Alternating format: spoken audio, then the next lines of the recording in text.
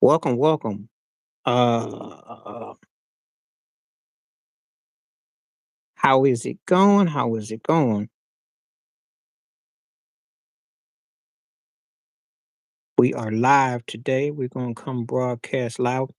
It could be Monday morning, Monday afternoon. It could be early Tuesday. How are you?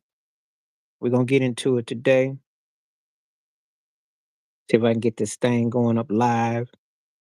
I think we're gonna get into it. It's gonna be a real basic one.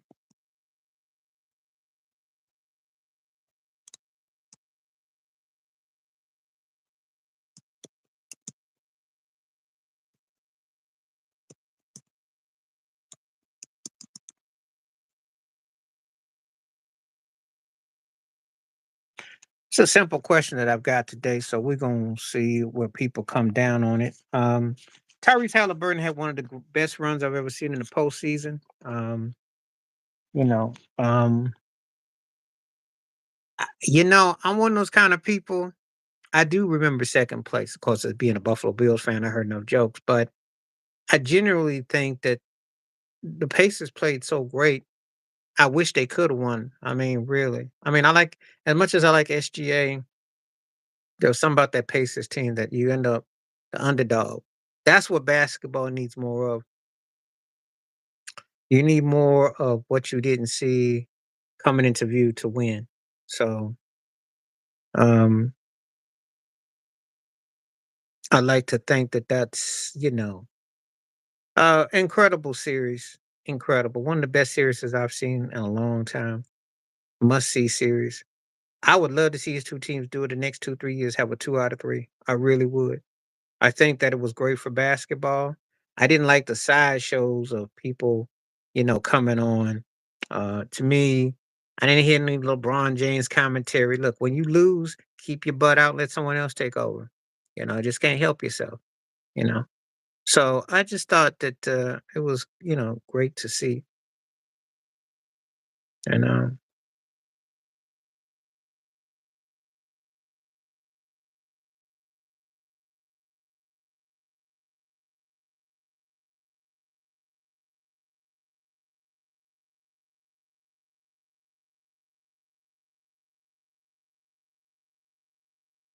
okay, so we good today. We good today. Sometimes this thing be acting so Halliburton, not halibut, not halibut, but y'all gonna know what I'm talking about though. Not halibut.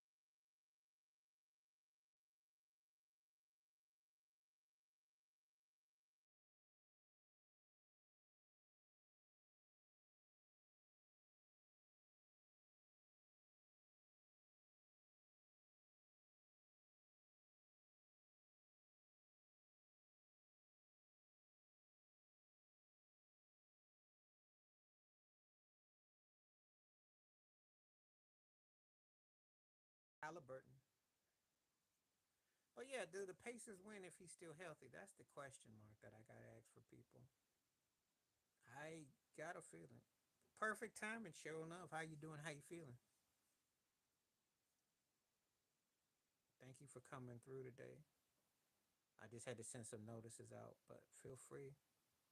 I hope that you feel like talking the day you're the first one. So if you want to talk, this is the day to get into discussion.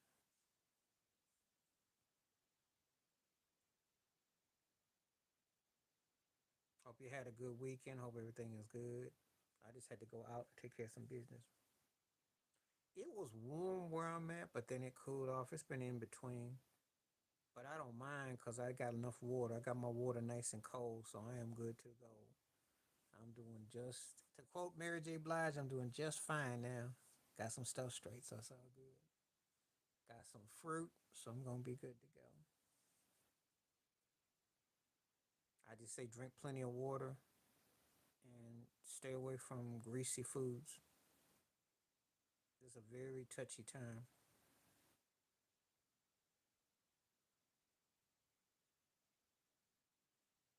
I think I got everything straight though.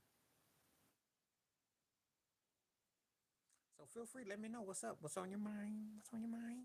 What's up? Perfect timing. I had good timing. Thanks for coming through. I'm sure you got a lot to say about that game last night. It's called Summertime. Welcome to it. And I will tell you a true story. It don't last long. It seemed long. It really don't. Summertime was always the fastest time that I can remember. I remember hot days, and then before I know it, it is over. It's like them 3 months go by quick, especially when you don't have a lot going on. But even when I'm, being in certain situations and climates, just have to drink a lot of water. This is the kind of weather that I would probably eat a lot of cereal though.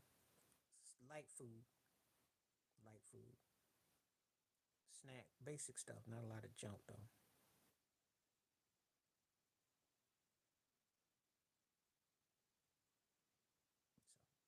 So anyway though, let's chop it up though. What's on your mind? Holla. Do you think the right team won if Halliburton plays, or do you think that's the question?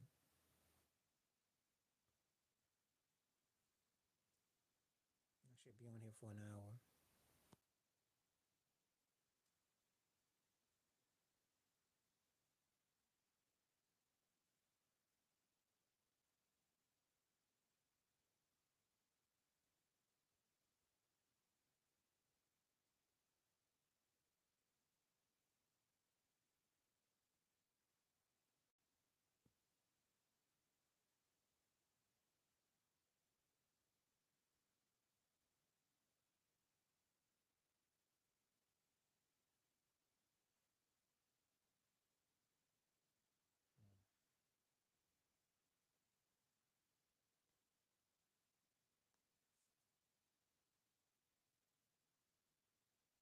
Sounds familiar.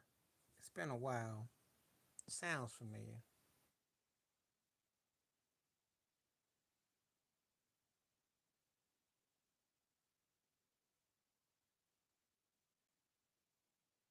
It sounds familiar.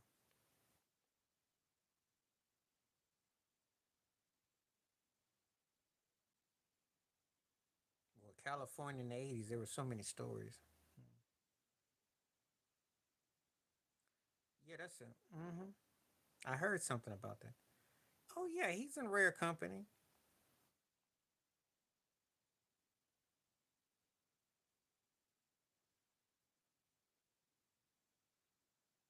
Yeah, I heard about that.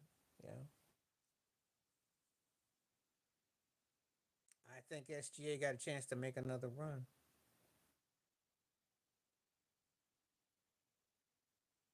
I think it would have been, but you know who I would have said would have won it though. You know who I would have said would have won it. I think I had heard about them. There was a lot going on in '85 though. I heard about it on the news, but I lived in the East Coast, and that's what the Genovese family got. The whole thing with John Gotti. So we had a lot of mafia stories, but I heard about that though.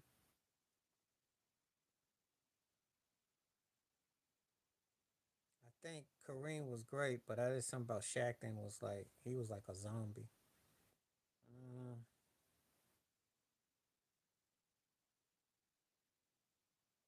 I don't want to agree with Skip Bayless on a whole lot, but I have to say that Shaq's peak in his prime, nobody was touching that.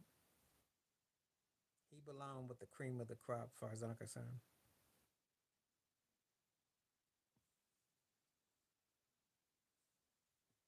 That's why when they be talking about Jokic being so great and Giannis, I said, yeah, they great for their era. I said, but Shaq, what's happening? How you doing? Give a shout out to the elder. Check out his channel. Give the elder his due. He has some great stories about how people treat each other um, within the community. And he was talking about the lack of spiritual awareness. Yeah, they were on Total Experience Records in the early '80s, and Lonnie Simmons, a black man who ran that label, uh, he pimped them like he did the Gap Band. There's an unsung about that.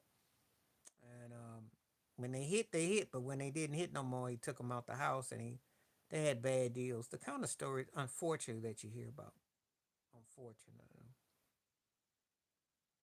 Yes, I'm glad to have the elder here. Elder has had some great videos. He was talking about Iran and everything about the fact that they want to start a war, but they don't want to take care of the people in the homeland. Very important. Great video, very informative. Very much needed to be heard because a country that claims to be the wealthiest in the world and you start off on Iran and you're doing all this is not good. So check out the elders channel. Has great commentary, very informative, very enlightening, very educational, very wise. Please do. Please do. It's not just a public service announcement, it's the facts. Because you want some honesty, you watch the elder. He gives you words of wisdom. There are people who really put the work in who are about, you know, it's called parody. And basically, it goes to what I've been saying that Curry, LeBron, Kawhi Leonard, Durant are old, and people don't want to hear it. I said they old. Last year they went to France. I said they're gonna get out in the first round. They got plenty of time to get ready for the Olympics. They old. That's what it says. I think that people took that for granted that all those runs and everything, cats get old before your eyes.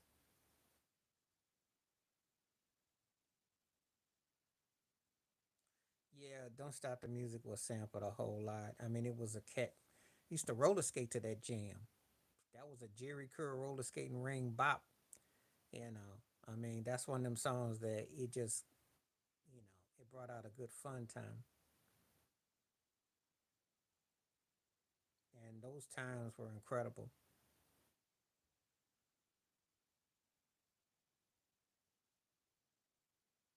I think they need another starter who can create, and I think they need another cat off the bench.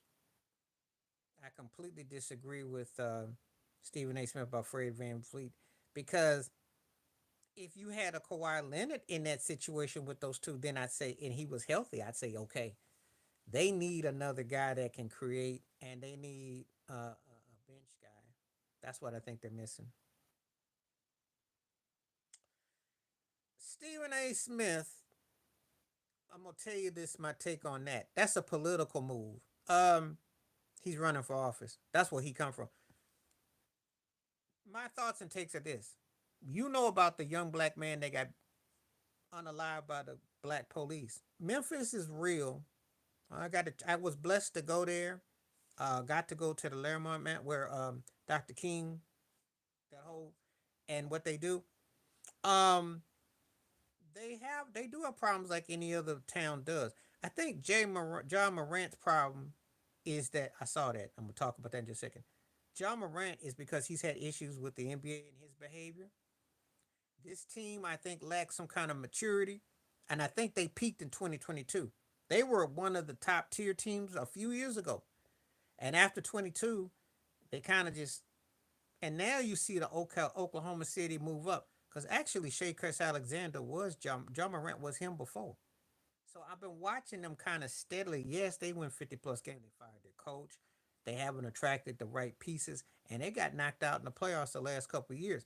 They're not even really talked about. He's a very talented athletic player, but he's had some suspect situations with his father, him on the court. Stephen A. Smith was pounding that in so you could tell it to Fox News. Now, right message, wrong messenger. It's true, John Morant, Stockton kind of hurt because I wouldn't. I mean, they really have kind of. They should be better than what they are. As far as the city of Memphis, they definitely have some issues going on, but so does any other major city that has, people, what have you. But I think that John Morant and them need to speak up. They need to welcome it where they can get somebody that attract them to get to want to play there. And it's a disservice to Dr. Martin Luther King Jr. If Stephen A. Smith was going to use that criteria about Dr. King and what happened to the young black man a few years ago with the cops and everything going on with that, and to take on what John Morant's behaviors have been, you know. But I think it's a situation. Ja got to be accountable. And it is problematic. Is it more problematic than LA, Chicago, Houston? I don't think so, but oh yeah, oh yeah, oh yeah. And I'm sad about it too, because I like Ja a lot. But he's had some on the court. He's had some situations where he's done some stuff that he got to clean up, and they got to get it back. I saw that with Dr. Umar Johnson, and I think he's drawing too much attention to himself. Umar Johnson is giving me Al Sharpton, Jesse Jackson plants. So if you know about how Jesse Jackson was a plant, he was at the Playboy Mansions, and how he was in with Hefner and all that, and you know about Sharpton, how he snitched on the mob and all the stuff he done did. That's what Umar Johnson's starting to get me. I'm starting to get kind of like, what's your hustle, man? What's your angle? Because after a while, you just align yourself with all these certain people, and that's what it's kind of going to. Because if the cat happens to, he will either go one or two ways. He'll either be like on the Sharpton Jesse's wagon, or he'll be like Dr. Eric Michael Dyson, who talks a lot, and he just kind of puts himself in spots. But I don't know what it really means. This is what they do when they buy and pay you off. He ain't gonna turn into Cornell West though. We gonna see what happens with Dr. Umar Johnson. Are you a philosopher? Are you a pusher? What's your game, man? I'm just keeping it 100 because I see this going in a few different angles, a few, and I don't know. You know, yeah, I went to Memphis to Arkansas too. Had family back in Texas, and I did that track, and actually enjoyed the water in Arkansas a lot. Went through some places. Went to Memphis. Yeah, no. This was cool. No, I'm just saying they knew what he was where he was at though. I'm saying that I'm not condoning what they did. I don't think you ever. I'm saying he draws enough attention to himself that someone is watching him. And I'm gonna bet you cash. I'm not gonna put the money, but I'll say to my personal opinion, it was an inside job. Somebody associated with him. That's all. I got the feeling. Somebody wanted to send him a message. I think that when you put yourself in certain situations, I'm just thinking that there is certain things that are going on. Because something about him, the more he talked, the more I'm thinking informant. I'm getting the same vibe that came to pass with Al Sharpton and Jesse. And Dr. Eric Dyson, who does all that talking and his books and all that, I'm not knocking your philosophy and what you say, your intelligence. However, what's your agenda, man? What's the end game with this? Because you saw what happened with Dr. Umar Johnson and his daughter. And she came out and basically said her dad is a deadbeat, more than likely said that. I can't make this up. It's all over. And I ain't really, um, some things he said I agree with, you know. But is he, well, see, you could say the same thing about OG Percy, who's on Real Tune TV. They all trying to educate, but what kind of what unity are we talking? Some people think that's how they feel about him. They think that he's a hustler. I don't know.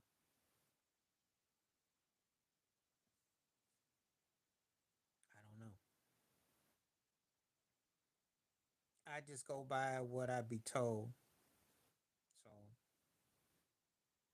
I see a lot of if he ends up on Vlad TV, then all bets are off. We'll see. We will see.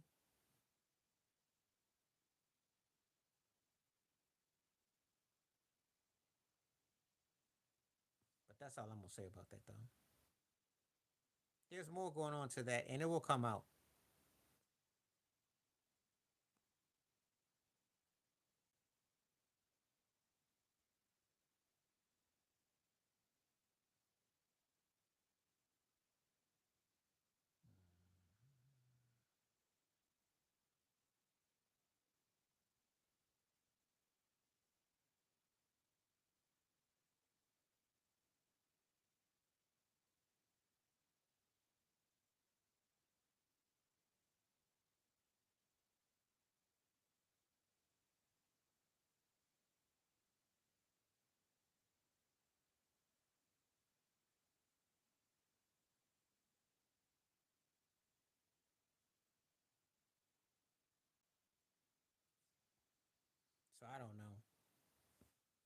I don't know.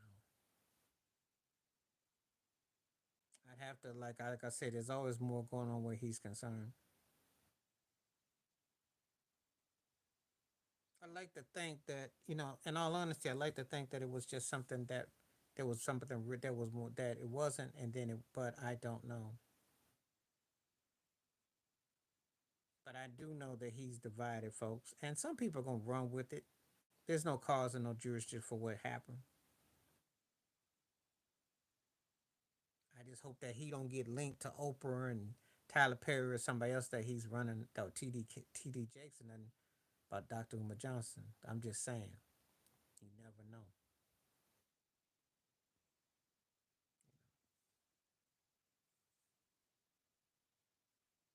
Like I said, there's some things I agree, some things I'm kind of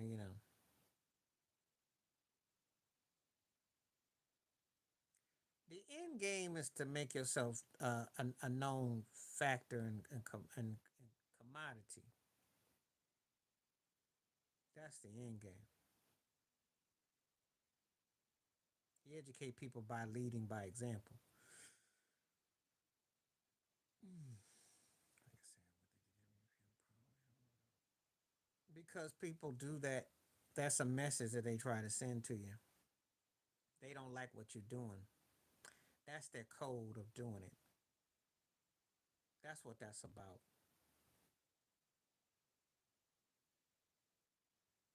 And it depends on his area.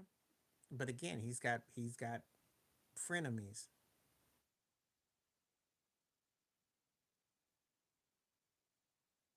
I don't like I said before. I'm not condoning none of it. But he got people who definitely ain't got his best interests at heart.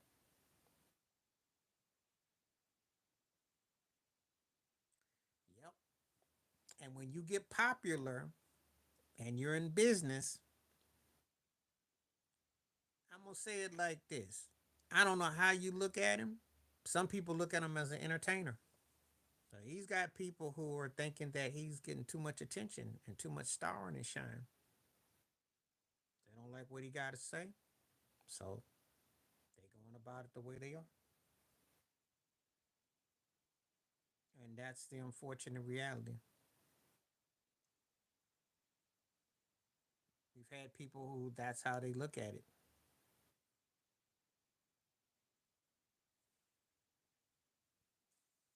You know, because the lines are blurred today more than ever. You can't just be a minister and just say, and not have people have repercussions. So what if he gets attention? Oh, I'm not. I think you read it. I'm not trying to get no rise out of it. I'm saying that's how it goes. Everybody earns it, good or bad. It's just that you have to be cognizant of what you attract. And he has to be aware that he's attracted some elements that aren't going to want to deal. Whatever they like, what they say and they do is two different things. It's just like people who will look you dead in your face and say they can't stand Trump, but when that curtain got drawn, who did they vote for? See, so don't always go by until you see what's there.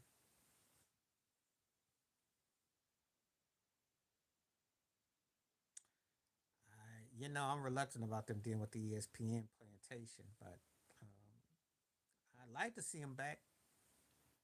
They too good not to be on TV, and they will be a great counter to Michael Jordan.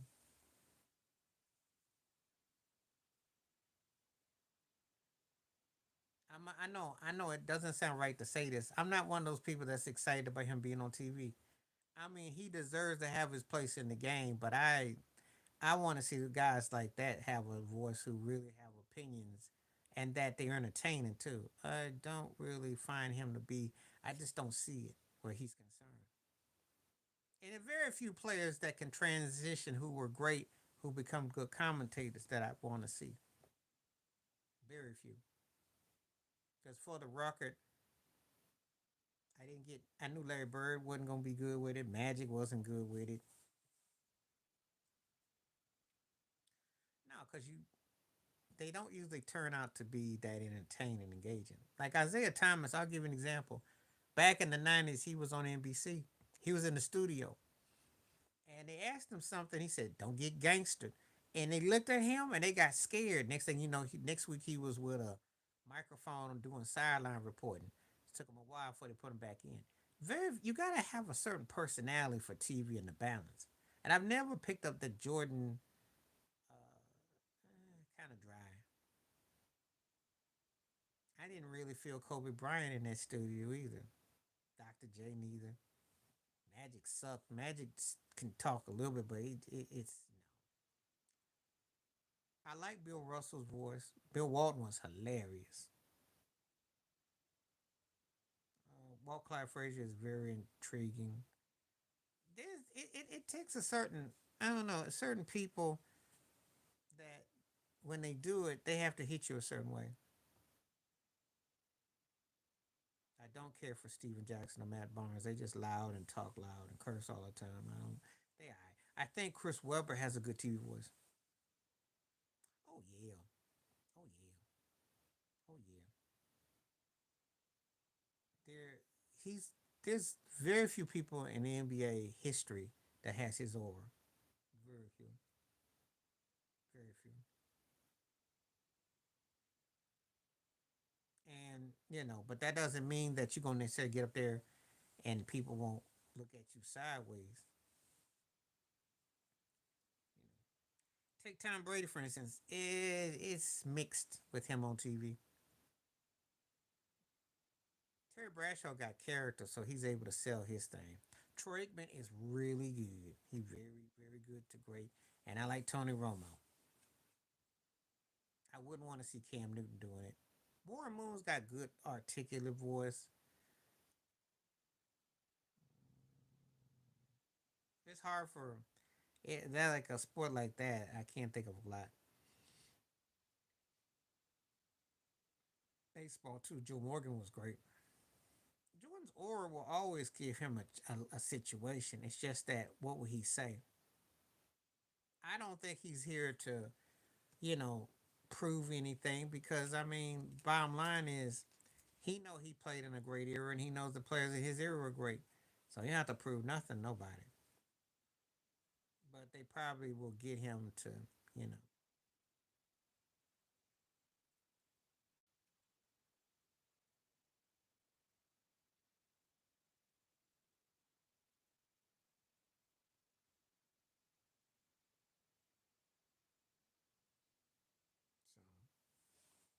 So that's how I look at that. But I think that there's more of a hype about him coming back to kind of offset LeBron, and I don't think he's gonna get into that. It's two different eras, and for crying out loud, the man ain't played in 20 plus years. So all you got is YouTube clips and memories.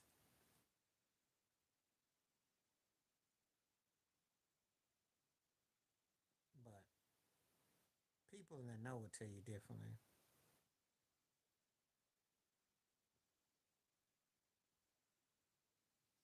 So it'll be interesting. All right, let's keep getting some more questions in because I wanna make sure everybody's on. If you got something you'd like to make a comment on for it do and it don't. It it doesn't in the sense that I can so see him with the Wizards and how he was playing and what have you. But then it does because since that time, uh, Golden State, LeBron, Steph and LeBron, a whole new style of basketball went to a whole different level. And, you know, it's just that it's just a different feel.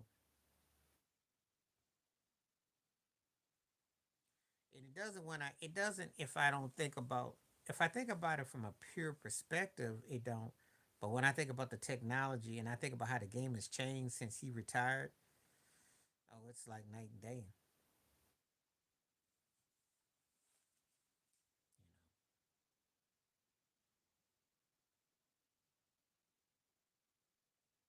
Because he played with a guy like Brandon Haywood. Well, I don't know what Brandon Haywood would do today. So Brandon Haywood Big old sausage head cat. I don't know if he makes it today.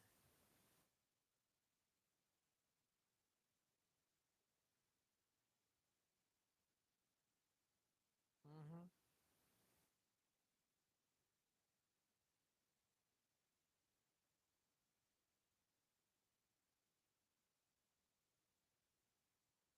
Yeah, as long as they stay on on the task, I got no problem with it.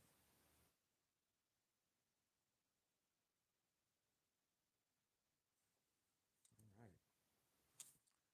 So far, the question 50% 50, so I like that. He was playing good before he got hurt last night. You already talking about the NBA next year? Um, I wouldn't mind a repeat. I wouldn't mind at all. I think now that Shea's got a taste of what it's like to win the chip, Chad Hogan gets better. They probably add a piece. I think that they're going to, you know,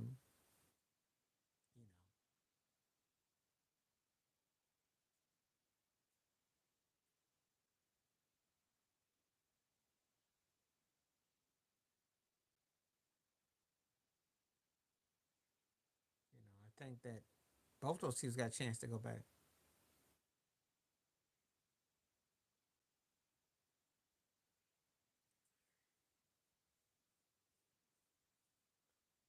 If I take, okay, thank you, JC, for coming through. Yeah, it had to be a heartbreaking because that's the closest that they would have come, you know. And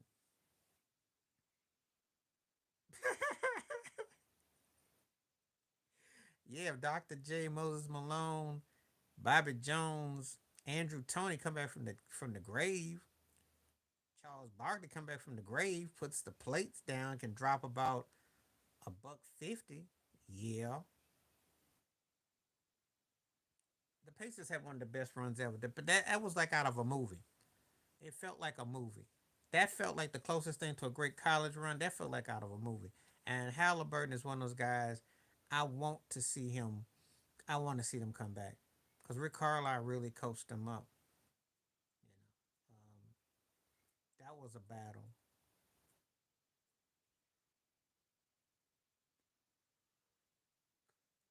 I cracked up a Philly fan, put the Sixers in it. That's funny.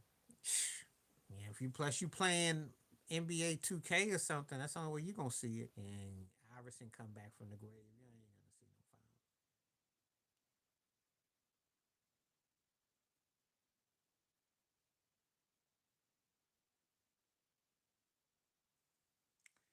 From a basketball perspective, from an NBA perspective, I can make a strong case.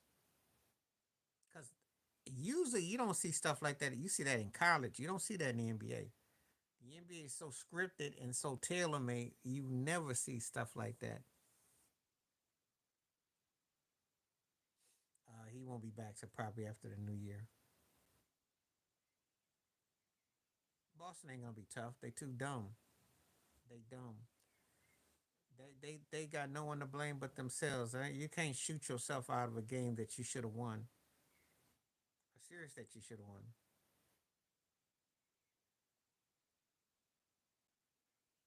Yeah, well, Reggie knows how tough it is to get to that level. He had two good cracks at it, and it's a tough game. They soft. I like the Pacers. I'm gonna tell you like this: Detroit's a team. If they could get them a guy that can score to go with Cade Cunningham, they could be your next Indiana. Cleveland's problem is that Donovan Mitchell ain't that dude. He can score, but they play pretty basketball, but they're not tough like that. They're not tough.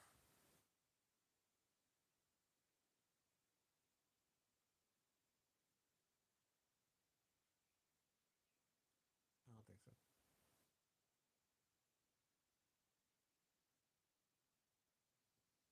Well, I ain't really thought about that one.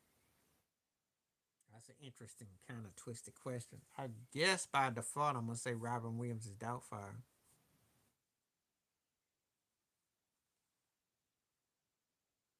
Medea was all right, but Robin Williams really had that Doubtfire thing. Had more fleshed out character.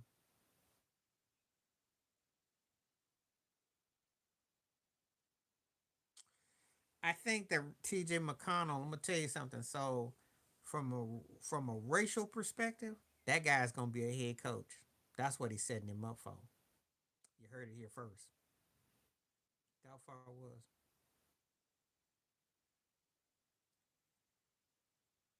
You had problems with him because of the fact that he's wiggly and he can score, but y'all had no problems beating the team.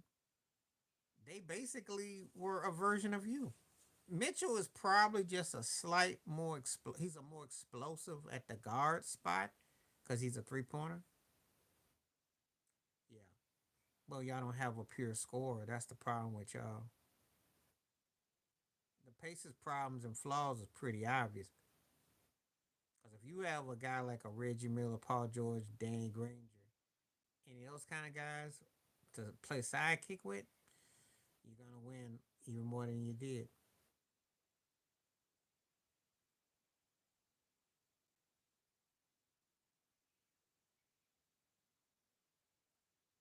Yeah.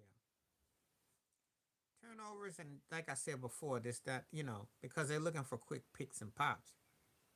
Pacers are better if they can push the rock and get cutters.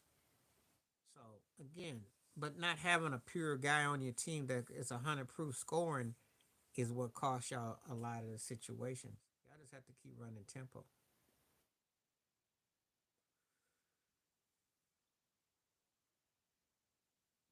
You know.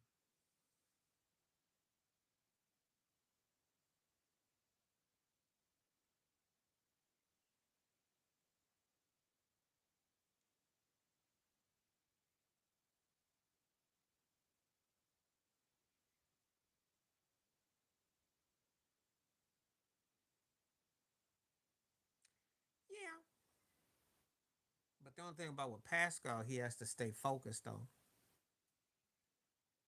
They still need one more legit scorer in there. They need one more legit player. They get one more legit player to go between him and Halliburton, and they'll be a tough out.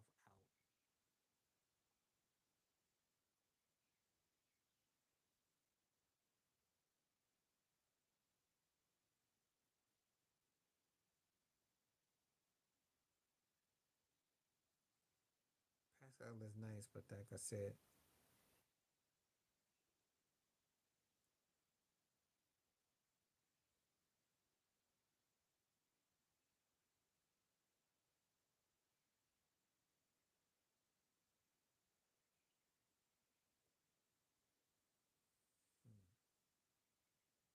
he might have three legit in him.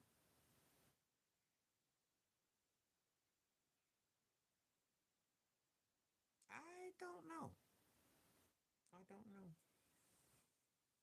You gotta remember something. Rick Carlisle got these guys when nobody else would touch them, and you saw what happened. So I'm not gonna write the Pacers off.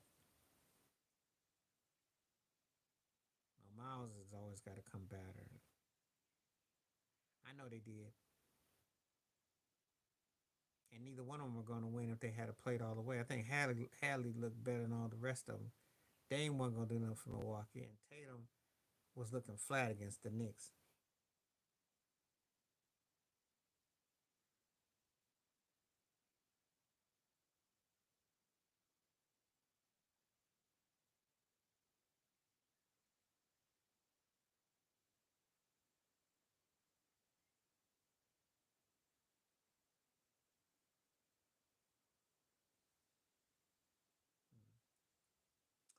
Yeah, I remember when they went down.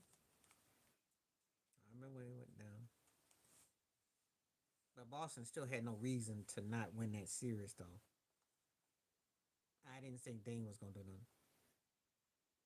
Now, because cats work out all year round now. It's not like how it used to be. But cats' bones is tender and they put so much into it. I mean, it comes at different intervals. You think that because these cats been playing a long time. Tatum been around a decade, and it's crazy when you think about it. And then you got Dame and those guys, so it's a lot of wear and tear.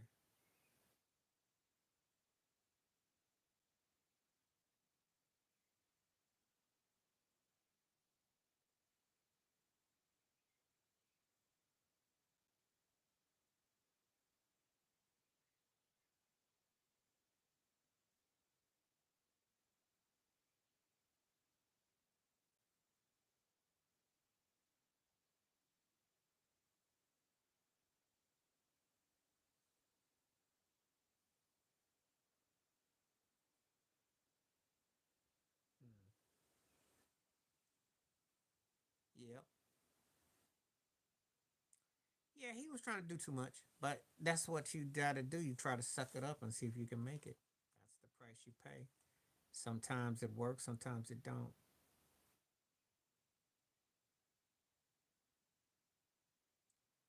I think they will. But again, he's in the finals. It's like you gotta suck it up. You know how it go.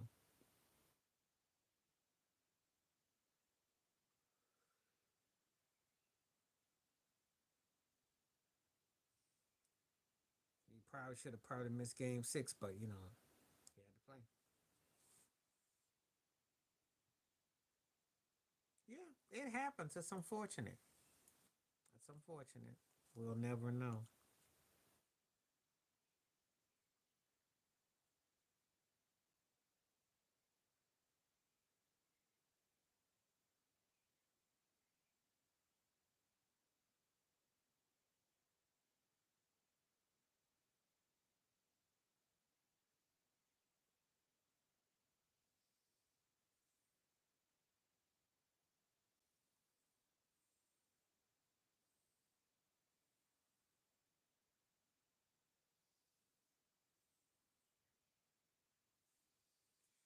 But man, yeah, yeah, he did the best he could.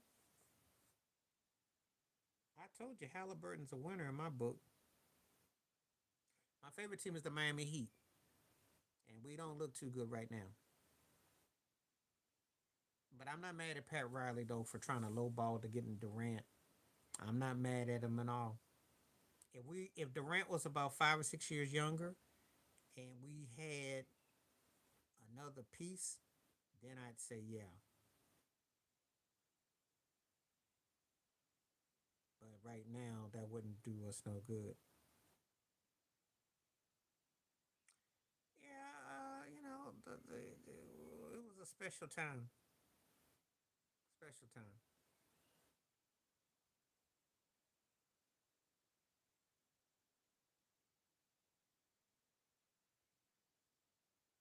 But you know,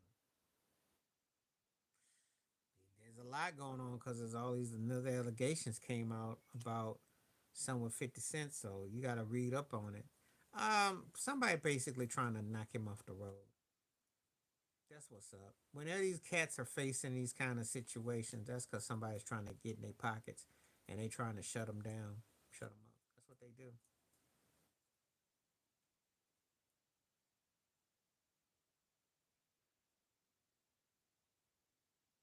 There's the reason why Fat Joe's running up to BET because he's trying to hope somebody hold his hand. I don't know. I like it when people used to catch situations and they go undercover. Then everybody got back to their business every 5 minutes.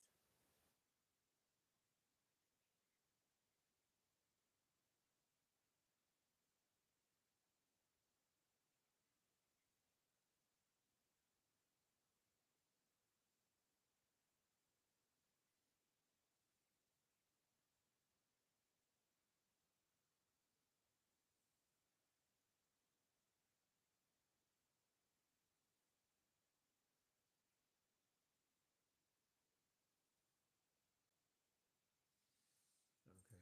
Be right back. Okay. BRB. Okay.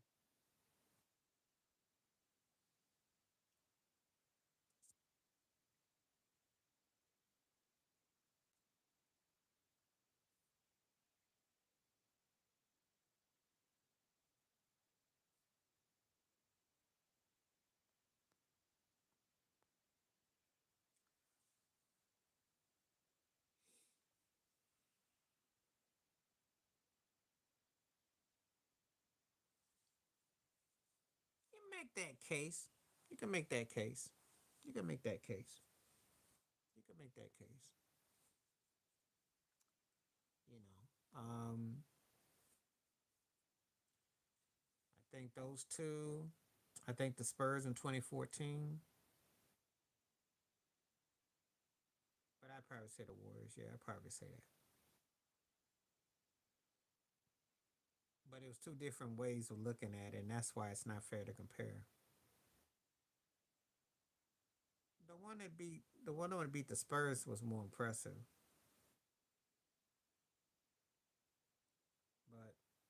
That Warriors team would be hard to beat. I think aside from the Laker team, that's the only team I think could beat them. Unless, of course, Duncan was playing at a high level. I can't take them. I can't say it because the 2001 Lakers were tough, especially that postseason run when they only lost one playoff game.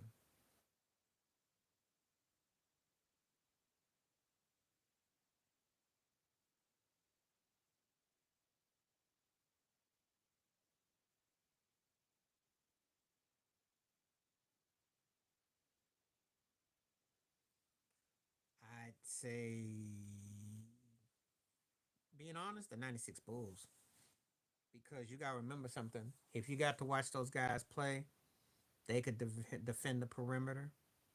They had size, they had length, they were versatile. They didn't rely on the center, and they used them for packaging. Yeah, but I'm just saying because Jordan and Pippen with the triangle. I think Curry can win a game or two by himself. I give you that, and Clay could go off. But I think Jordan and Pippen's combination, and I think Kukos and Harper, and they could shoot too. I just think that there's ways around it. I just think there are some ways around it. Well, you asked me the question. Of course, there's always the eras and the rules we're playing with. But you got to remember, Jordan with an open lane would be no joke.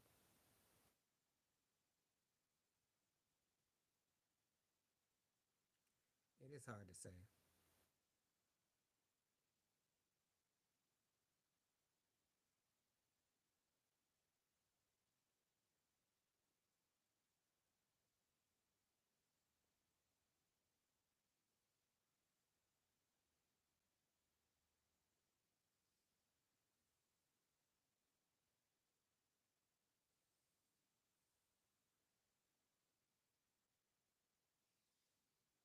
Who do you think is the greatest team ever? Um, oh god, that's hard to say. Oh god, um, I can't. I can't. So, how far back do you go with basketball? What area you go back to? Let me ask you that question.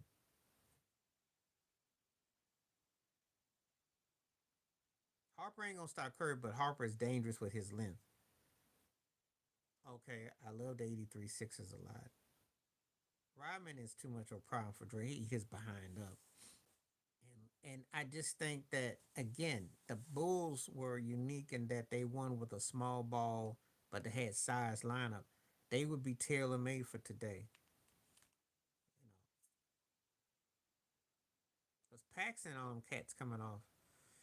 72 Lakers, 83 Sixers, 85 Lakers, 86 Celtics.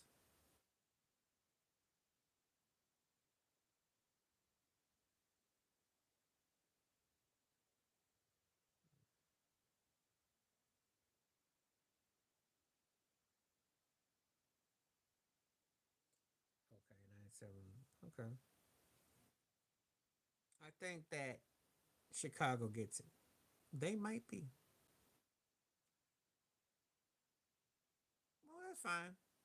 If I just use the '90s as my criteria, '96 Bulls, I'll play along with the era. You gotta give that team some high love because of what they did. The 2001 Lakers.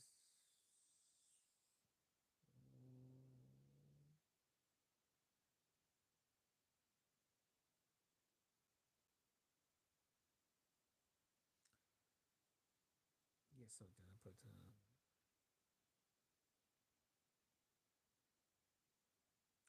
Well, then I think the Spurs from 2007 and the Spurs from 2014 could make a case too. They'd have a case. One of those teams would.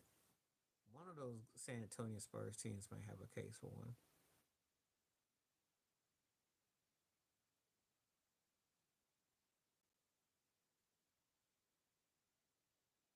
Yeah, the 2008 Celtics were pretty unique.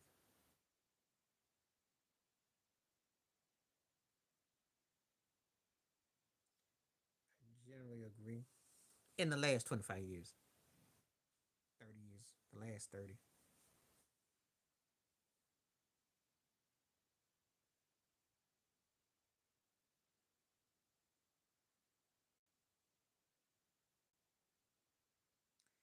Basketball, yes.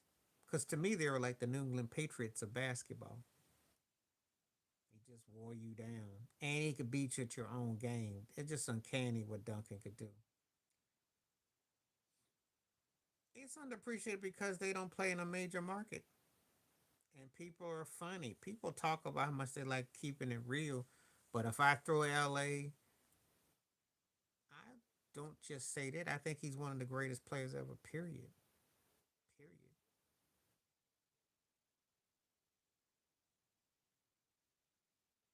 Yeah.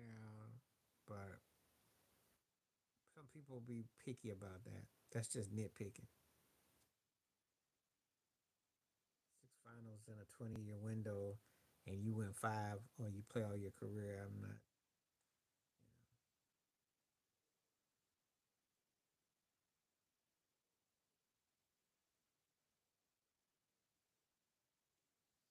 Duncan was just bad, period. He was a tweener. He could play multiple roles. He was just, like Shaq said, the big fundamental. So,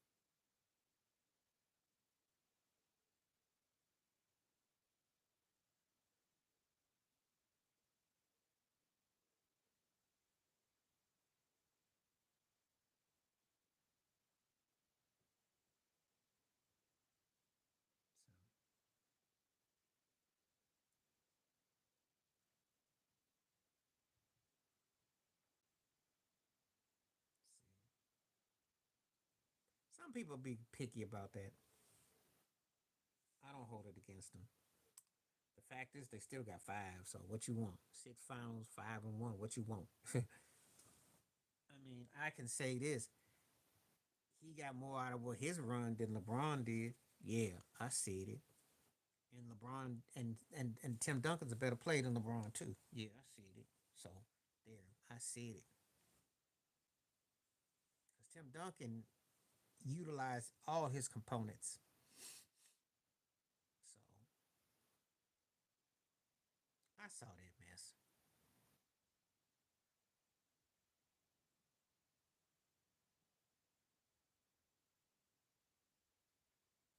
And he didn't put Steph Curry in there, which is strange. He changed his mind every day. That doesn't make him better. Doesn't make him better. Steph Curry got back to back too. Yeah, there's a little tension now. There's tension there. And for me, if you don't put Kareem in your top 10, your list don't count. I'm sorry.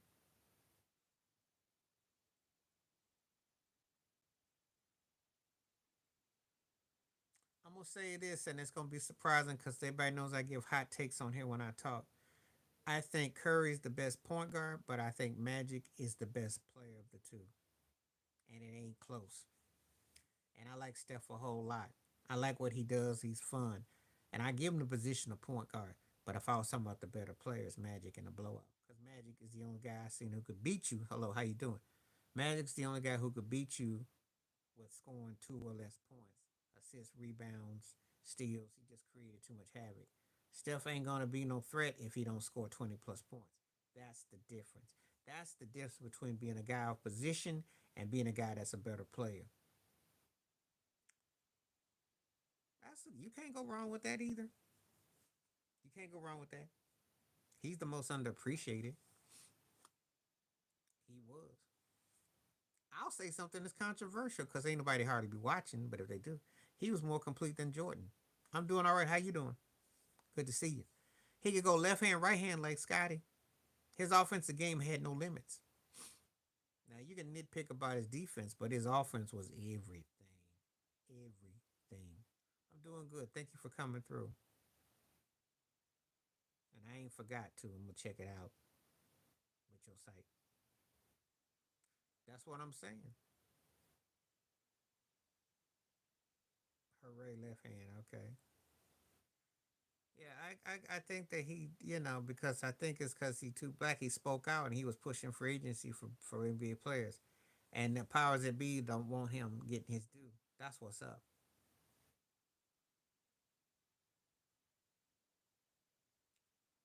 I don't really put a lot of stock if he was or you're not. That's not what I look at it on. Most of all, with basketball, you can be a completist. That doesn't make that you better. I thought Scottie Pippen did better defensive assignments than Jordan, but Jordan was a clearly better player. But you see, Magic, what you don't understand is this: he's not bad. He's okay. Because when they played Memphis a few years ago, he did get that block against John Morant. He's come along better than he was. He ain't James Harden. He's better than that. But let me tell you like this: in this day and time, great offense beats good defense. We're in an era where offense is your defense if you utilize it the right way.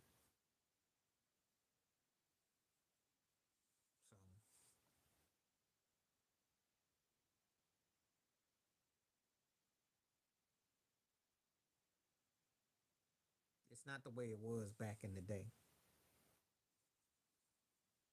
Curry's done a pretty good job on defense.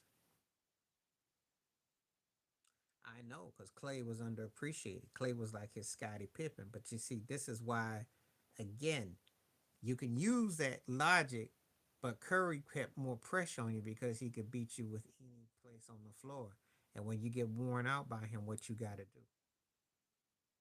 That's why a good offense beats a great defense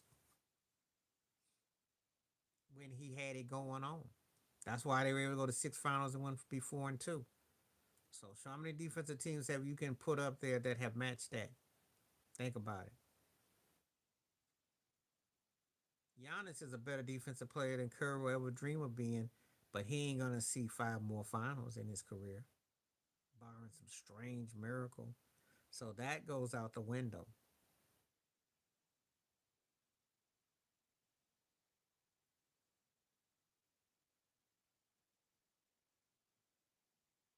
Well, that's what he was set up to do. But Clay also had like the most unstoppable shot too, because Clay, I'll tell you something, he didn't even dribble much. If you got strong offense, you can offset defense. I've seen it happen now. This era does it better than any as far as that goes. It's not a good era in terms of overall quality, but if your offense is a juggernaut, because the bottom line is most cats don't really want to play D.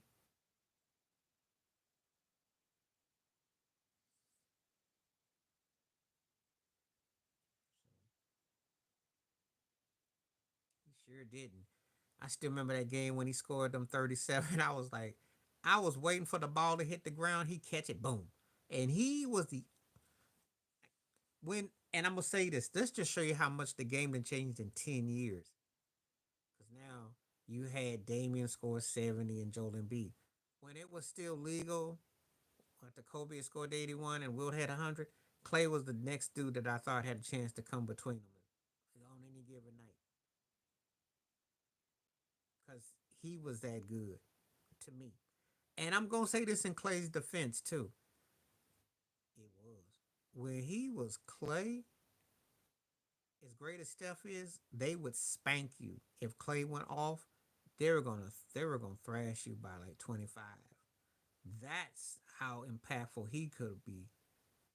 Because when he was going at it, that was like you getting beat down.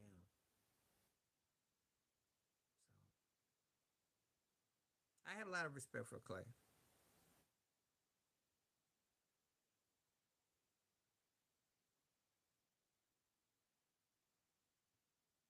Lots of respect.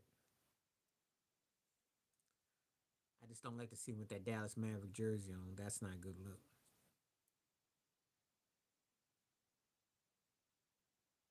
All right, I'm gonna be on for 15 more minutes, so let's get it. Yeah, I was a big Clay fan. I thought he should have been winning 75. Hello, how you doing?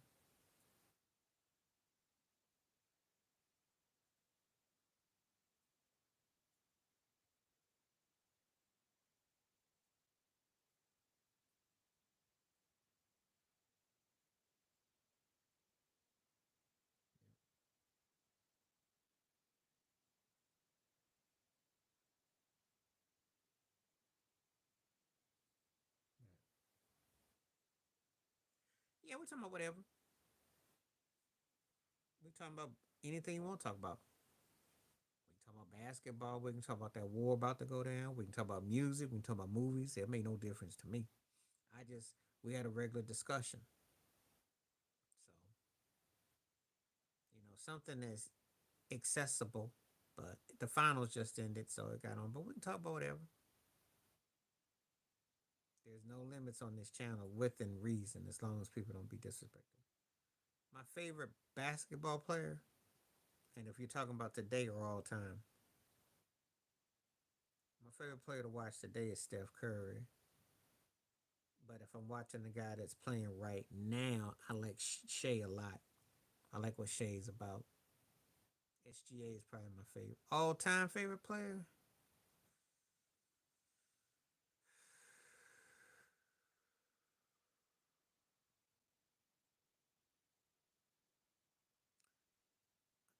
Probably want to say Magic for all time favorite.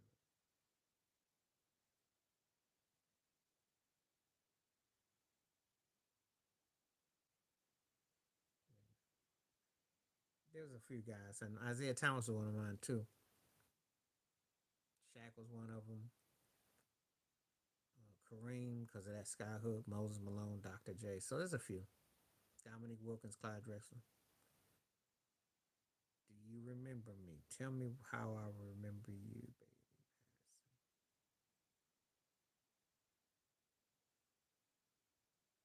Give me the reason, as Tracy Chapman would say.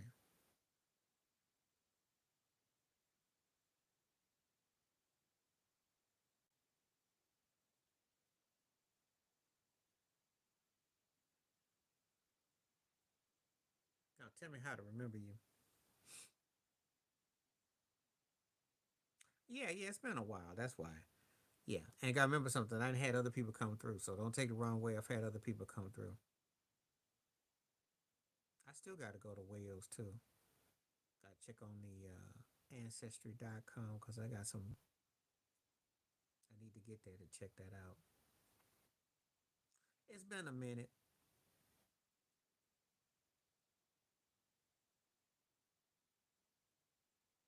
You know, had to figure out a per day and stuff. Yeah.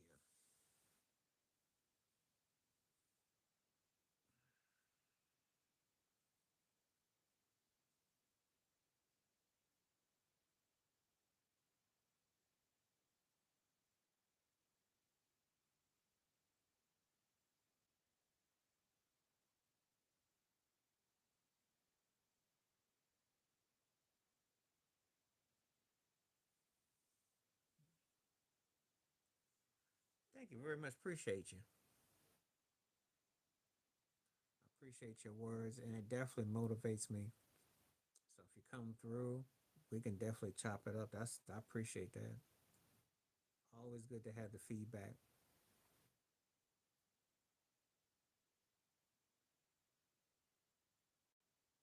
And if you want to bring your friends on, anybody wants to watch, feel free to bring them on too. I do about 3 or 4 live streams a week.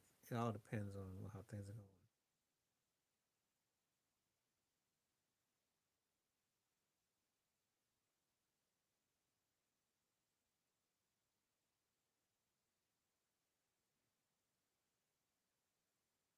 yeah. Anyway, let me see something real quick. I got about 12 more minutes before I'm gonna still be on. 13 more, 14 more minutes.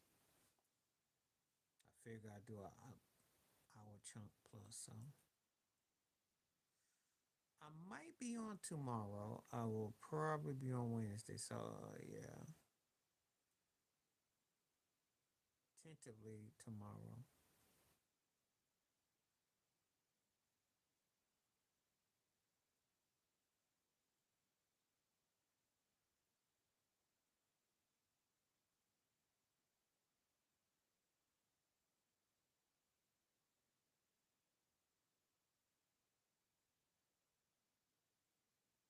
Okay. Let me see something. Can't tell if anybody's coming on.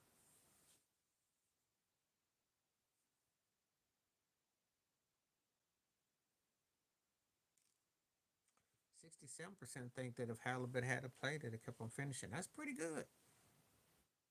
I like that poll. That's a good question for old Tyrese. I think the Pacers will be back next year.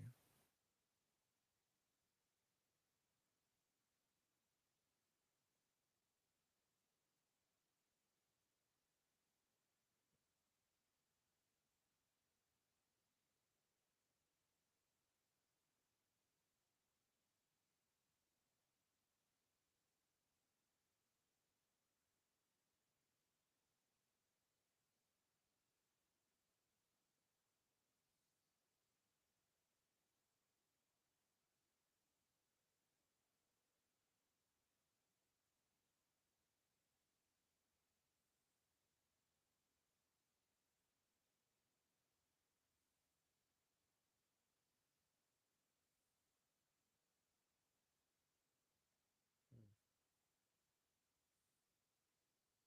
Anyway, anybody on? Let me know because it's gotten real quiet lately.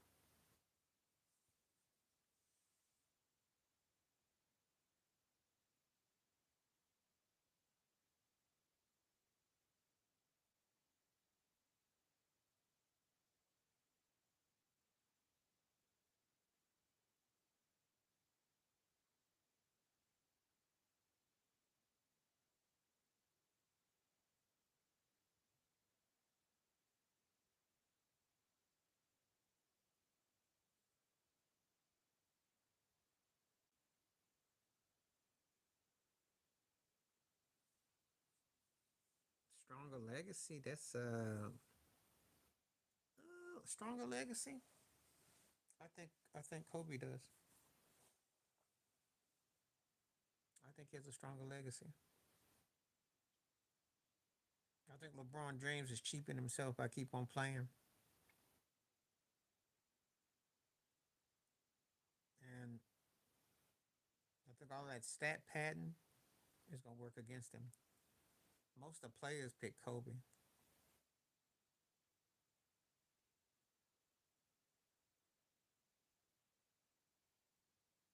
you're talking strictly on the skill set and the impact, I'm taking Kobe. If you're talking about the persona and also adding on to the into Hollywood scene, yeah, they're taking LeBron. LeBron can't really surpass Kobe in nothing now, really, at this stage.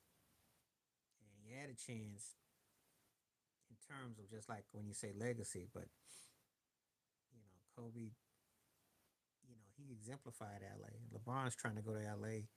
It's not a good look.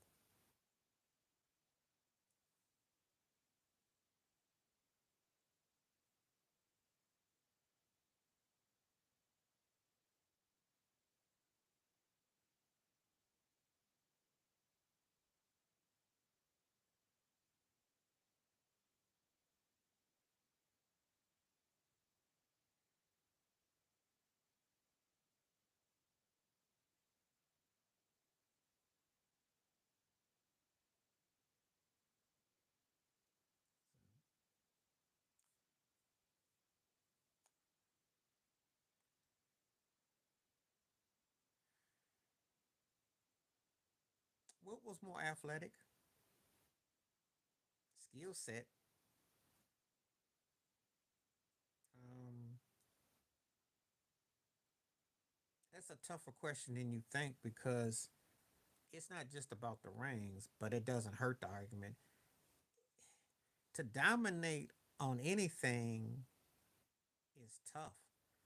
And they were two of the most dominant players ever. But Russell willed his team. I think Wilt Chamberlain was not only a better talent, but he also played with better players. Because I don't think nobody on the Celtics, when you talk about Havlicek or you talk about Sam and Casey Jones, they're not as respected as Jerry West, and they're not seen as Elgin Baylor. So the more I think about this argument, I got to say Bill Russell because not only to impose himself on defense, but to impose a team that those guys were great, but Jerry West was something else. And when you think about Elgin Baylor, so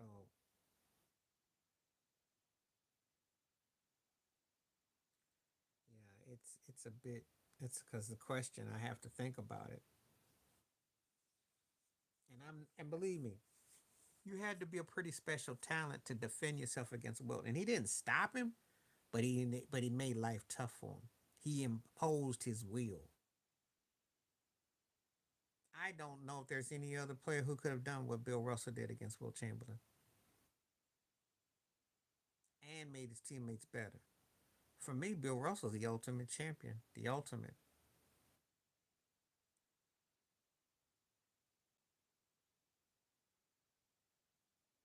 Elgin Baylor. So think about it. As great as Sam and Casey Jones was, Cousy gets love. None of them get the same shine as Elgin Baylor. Think about it. Or Jerry West for that matter. Think about it. Do I make this stuff up? No. Actual and factual. That was one of the baddest trios ever that didn't win. Wilt, Elgin, and West. So Bill Russell had to be a pretty unique, special kind of player. How do you compartmentalize that?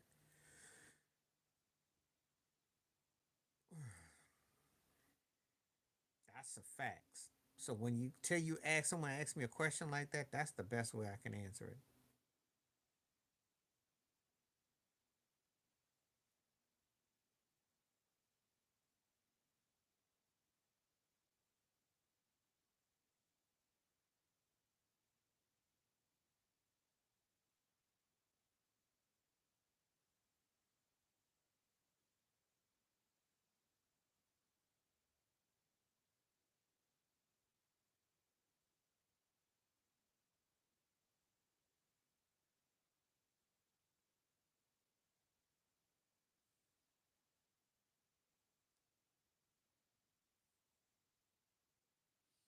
Yeah.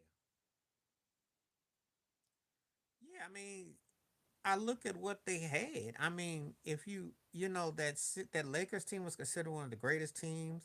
They won 69 games. That was a record till the Bulls came along, the 30 something on the road streak. You didn't hear that about Bill Russell. They were great, but they captured the whole ultimate. So they had to have something to beat that kind of talent. Had to be something special. Had to be.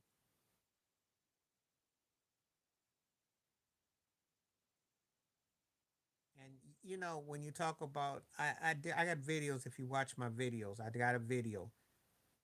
Um, I did a video about Bill Russell. The rings argument. That's what made Bill Russell why he was so great because he understood the job at hand, the task at hand. It's I did a video about it. Get a chance, check it out. Red Auerbach is in the conversation above Phil Jackson and Pat Riley and Pop. That's where he's at. He orchestrated that team. He was like a GM and a head coach. He was doing what Sam Presti did, but he was also a head coach. Amazing foresight and vision.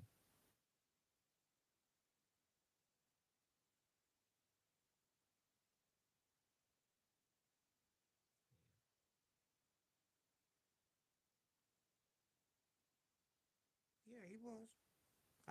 I got nothing but respect for him. He's arguably the most important non-player associated with the league. I'll give you that. Him and the cigar. I'll give you that. He was a standard. And you had to know how to coach talent and you know how to draft talent. Because cats got Wi-Fi and all kinds of systems today, and they still get it wrong. So that man knew what he was doing. And Bill Russell was a player coach. Do I need to say anything else? You know, just speaks volumes. Oh yeah, but those were pioneers. That's what made them so great. Especially to have a team filled of black players, which was unheard of at that time. What he accomplished, what he did. I mean, you know. But I'm not gonna keep on making it make no more sense because people are gonna think what they want to think.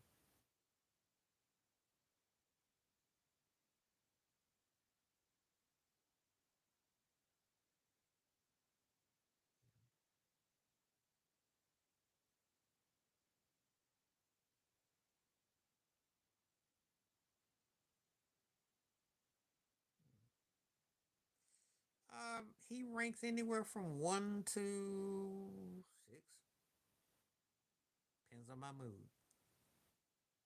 It's hard to not have him as the best because it ain't just based on the rings. He imposed his will. That's dominance. When the Lakers were gonna win the '69 finals in LA and they had the balloons in the thing, he looked up there and saw that. He imposed his will.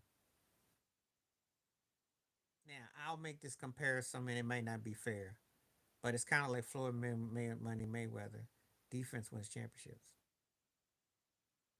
I'd have Shaq before I have LeBron, for my personal opinion.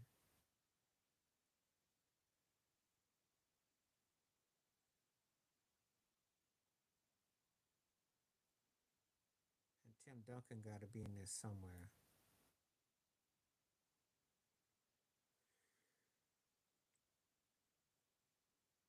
So, but that's how I look at it. But Russell's in my argument always because people don't understand. LeBron is not a dominant player like that.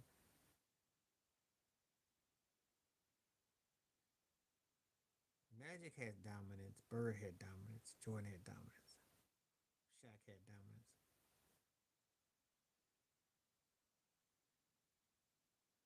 I ain't got him behind him because his peak in his prime, only Russell would get in the way. I think that's one of the reasons why Shaq doesn't really go all out about Kareem. Kareem had the greatest unstoppable shot, and you can make the case he may be the greatest all around player. But if I'm going by peak prime, who I thought would have been the best, I take Shaq. Because once I get past the potential this and that, Shaq imposes will too much.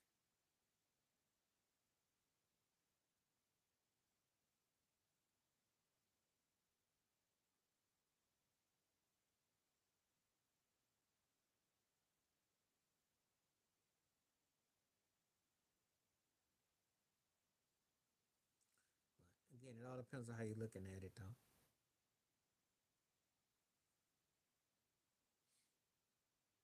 For me, yes, and it ain't close. When they were playing on the same team together, yeah. See, when Gilbert Arenas was talking about the Robin thing, I thought that was a bit much because Kobe did have a hand in the titles and he was better than Pippen. So let's not get it twisted. And they were a dynamic duo. But Shaq at his apex, come on. He was a unanimous MVP type and he got robbed out of about three or four.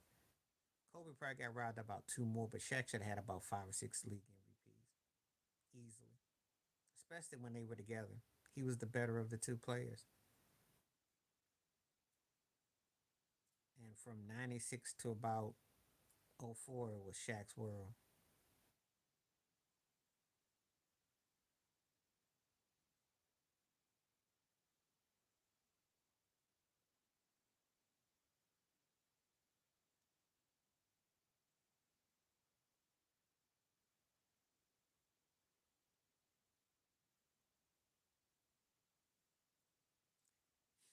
He didn't become the better player until Shaq was gone.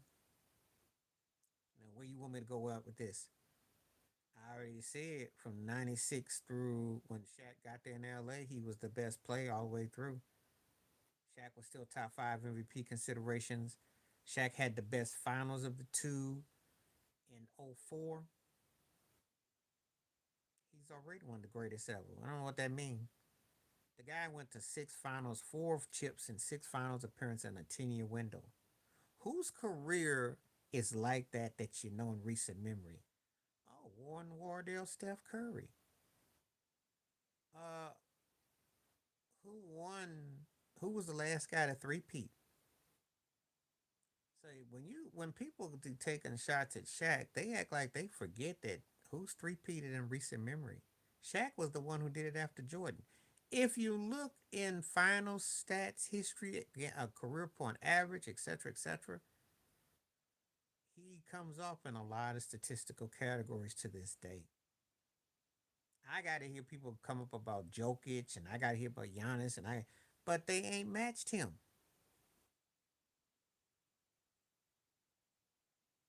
I think the thing that hurt Shaq more than anything wasn't those size. I think that they weren't a stacked team. You could say the first year when they had Glenn Rice, they won 67 games. They never had that, but they weren't stacked like they weren't unbeatable. Kobe was a puppy at the time. He was coming into his own.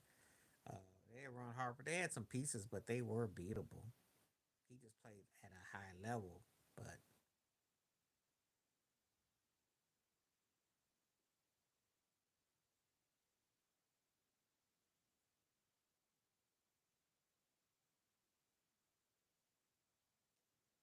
mean, I remember that finals, and he was on another level. Yeah, that's the thing. You put the right coach with Shaq. Forget all this about being in shape stuff because he had three different shapes and he went to three different finals. So when people say this, he was raw bone like Giannis in Orlando. He bulked up in LA and powered, and then he went to Miami and he was like a hybrid. So what's his shape thing? Y'all could make him like he was like Oliver Miller or he was just like a slob, you know. And all due respect to Oliver Miller, rest in peace. But I mean, come on now. The league has been down every era. There's no excuse. The league was down in every kind of era. They were down because they were marketing, even though they had young talent like they do now. The league is down now because they don't like the fact that they got cats from overseas that's the ones that's representing. So you see it right in front of your face even now. That was a different thing because they were looking for that markable person.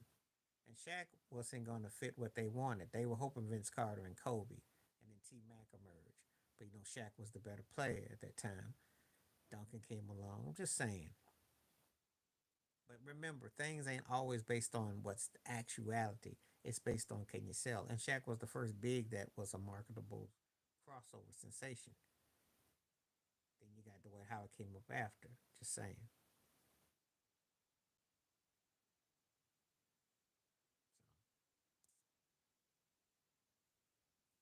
So I'm gonna call it in just a little bit.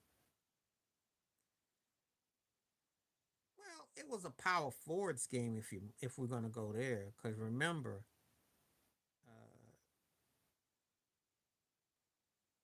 you had the power forwards that took over.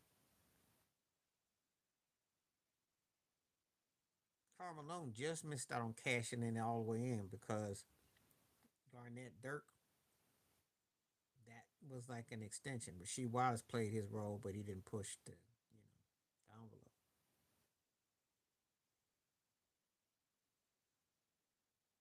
I remember. It just became more power forward. I don't think they took him. Yep. It was still that was big, but that was a power forward. That's what made Duncan so scary. He dabbled all over. And Amari Stoudemire had an outer body for a moment, but it didn't last long. He had an outer body.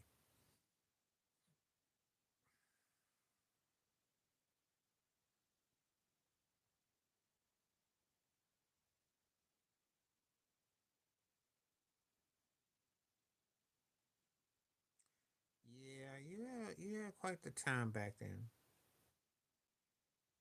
Even though I didn't like the scoring back then because it was, you know, but they played defense and there was a lot of interpretations of things.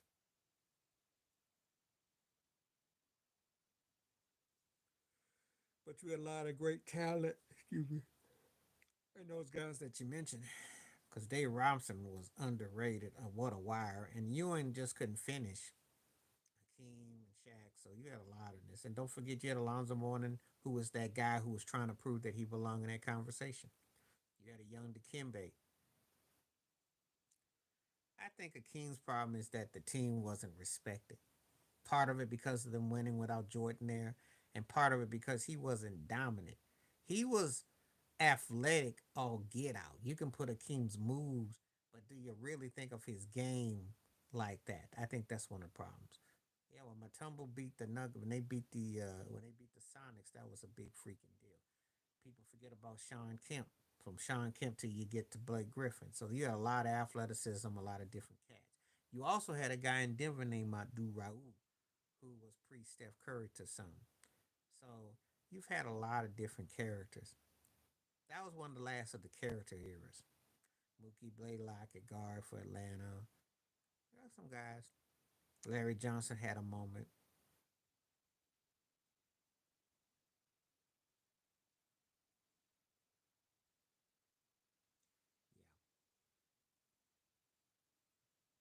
Yeah, different era, different mindset, different coaching.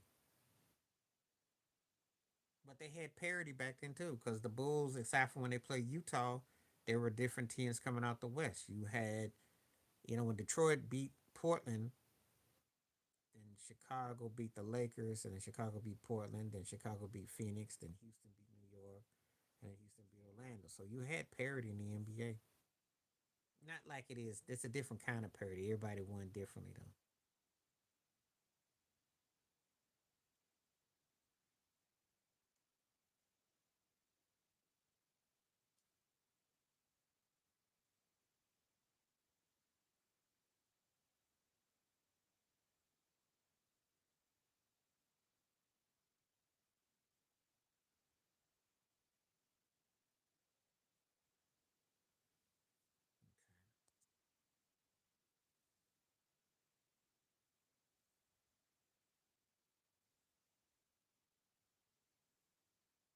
I think I'll be on for a couple more minutes. Gonna be an hour and a half. Give me a couple more minutes. I'm glad you came on, JC. Probably the best play. Probably either Elgin Baylor or Karl Malone. I'm more inclined to think those two. Elgin Baylor, Karl Malone. That's where I'm kind of at. I'd be hard pressed to not pick one of those two that come to mind of the top. Elgin Baylor, Karl Malone. Then you can make a case for Charles Barkley, and then you got John Stockton. I love Dominique Wilkins, but I don't quite put Nick quite in that. Not like those guys. He was athletically incredible beast. Thank you, appreciate. Thank you. He, uh, not when he learned how to have an outside fadeaway game. Not when he could run up and down the field court. What's fake about that? Now, yeah, you could say he did certain other things, but he enhanced his game. Believe me, if Charles Barkley had enhanced his game like Karl Malone, we'd be putting Charles Barkley as the top 12 greatest player ever. Dr. J, if you watch my videos, had his top 10, and Karl Malone made his top 10 all time. So, there you go. It's hard to say, but they did lead at halftime by a point. But I definitely think when in Oklahoma gives you a chance to come back in the game, I think that may have been a difference. I think they may have been able to have a haymaker. We'll never know. They don't have guys that can score, and they don't have that one guy that you're scared of. So he was missed. Cause the TJ McConnell thing, that's cute, that's nice, but that ain't gonna win no chip. That's only good. Rick Carlisle takes something from that's out the page of Phil Jackson, Pop, and Pat Riley. A guy like that comes up and looks good when your others are going, when your superstars are going. But he ain't gonna be that dude. It's like Alex Caruso looks good because SGA is gone. You see, can't depend on that guy unless the others are gone. But I think Tyrese would have been I think it's a different series if the game goes differently. Appreciate that, JC. Thank you. That's a different ball game if the guy's healthy. He his pacing. I like the way he paced. I like the way his concept. Rick Carlisle was right. That is one of the best postseason runs. He's a champion, as far as I'm concerned. I really like Halliburton a lot. I like it because it breaks all the so-called cliches that you gotta have this superstar, you gotta have this guy, have that guy. He did more to me than what Russell Westbrook has done. They're guys who got stats and all that. That's That's what OKC does. They turn you over. They quick with you. And see, the Pacers have to pace. The only knock I got against Rick Carlisle's coaching is sometimes he kind of slowed down.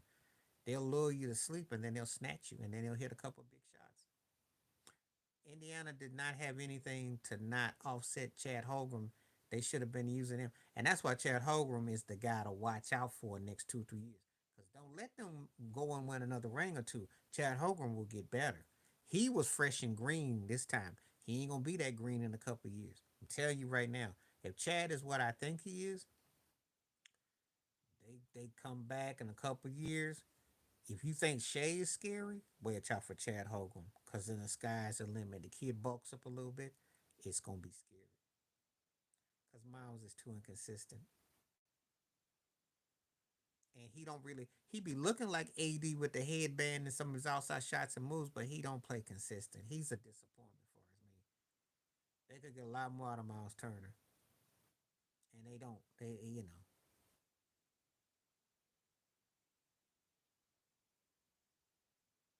I think the Warriors would have gone seven if Clay didn't get that injury. But obviously with Durant, they win that title. I just think you need an outside shooter. If I'm a Pacer fan, I need to go find me a guy that can score on a consistent level with Tyrese on the point. That's what I think they're missing. They need a guy that's a 20-point guy that can do it.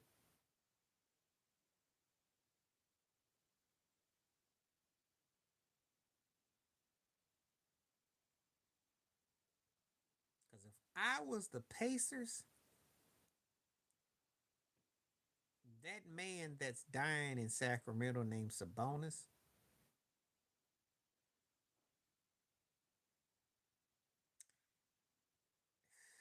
Houston needs Giannis. Then they scary. That's what Durant would need. Or you go to Golden State if you're Giannis.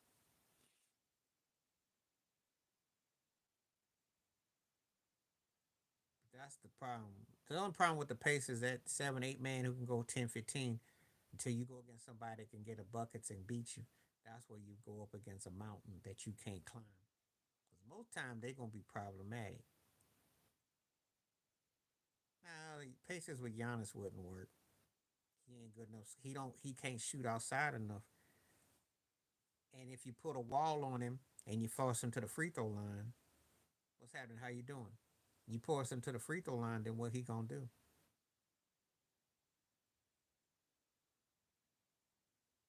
Giannis is also getting exposed because not having out free throw shooting and outside shot. He great. He's in the top 2 to 3 players going today, but there's still layers to his game that he need to be more deceptive. He play hard and I like him a lot. And I'm not taking nothing from him, but he wouldn't fit with Indiana though. Put him with Houston with Durant with your Jokic style, because your Jokic knows how to play defense, or get him to New York where they just need a defense and offensive player. He's a problem. Those two, New York, Houston, Golden State would be that would give Curry at least 2 more years.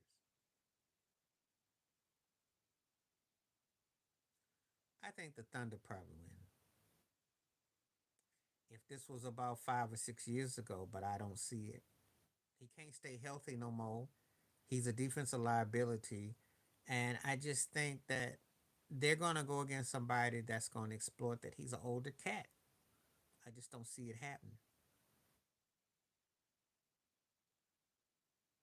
And something tells me that if he couldn't get it done with Kyrie and Devin Booker, with Devin Booker and Kyrie, I don't see how it's gonna happen in Houston. They don't have anything that's that dynamic like that.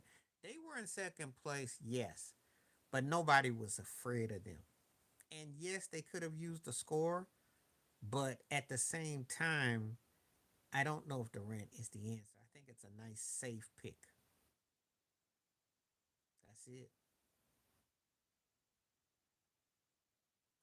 I would have said Detroit. I'd have said Detroit.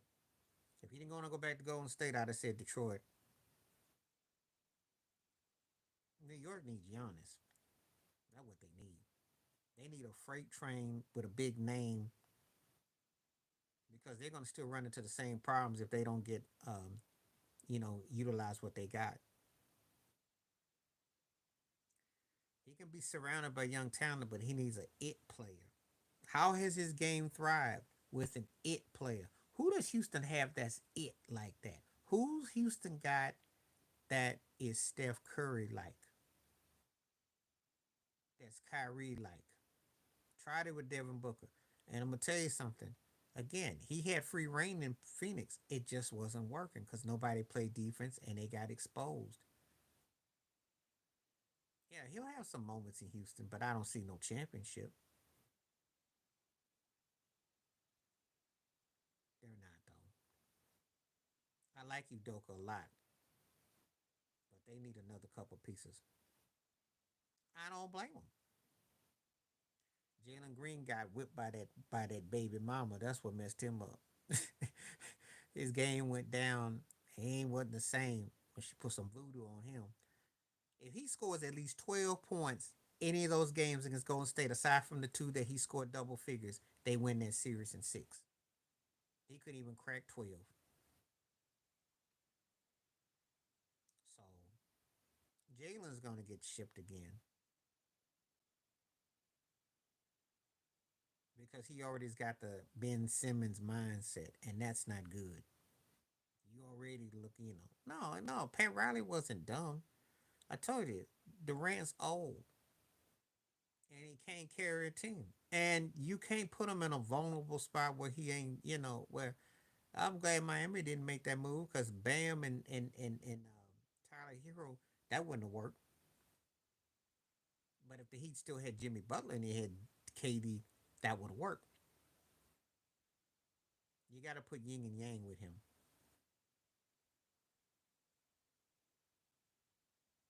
For me, the reason why I'm not excited about it is because I don't see a championship.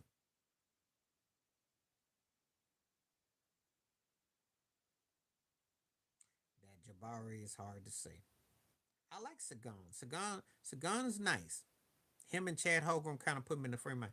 Van Fleet is a very good streaky shooter, but I don't know. I don't know. Yeah, if you put Giannis and Wimby, that would be scary. And De'Aaron Fox could be a third option. That could be scary. If Giannis, if Wimby can stay healthy, can motivate. Because I got the feeling right now, Wimby, unless he shows me he can stay healthy, he's got Yao Ming types tendencies. He can shoot and he can move, but I gotta see something else. He gotta tighten up a bit. And then De'Aaron Fox gotta come up big. So they got a lot of question marks. And who's gonna coach them? There's a lot of question marks with San Antonio. A lot of question marks. If I'm honest, Houston, New York, Golden State. Those are my three main destinies. I don't think they fall off the map. I mean, they'll definitely take a hit, but again, if they can get themselves a guy that can score and create, they're not that far off. They already showed that. They showed it already. Because Rick Carlisle will have them playing hard, and they will be a legit team.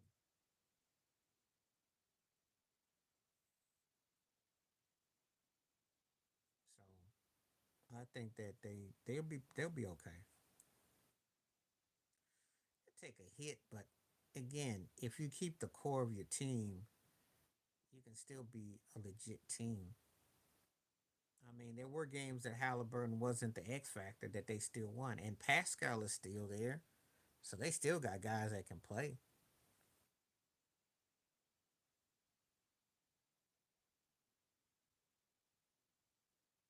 I'm gonna tell you something right now. Nobody wants to have to deal with the Pacers. I'll tell you that. Yeah,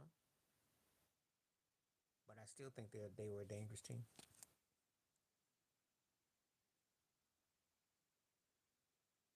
No, he will. He still got a couple years. Watch out. The Timberwolves weren't interested in KD. Him and Ant would have clashed, and Ant been making him look like an old man. So why would you go out to somebody that you be eating for breakfast already? Yeah, you'd have to get him for cheap. And what would he do in Minnesota? Because at this stage, uh, um, um, um, what's his name that came over in that deal from for Cat? God, why my brain not working right now? You gotta get rid of Gobert. That's true. But what's his name?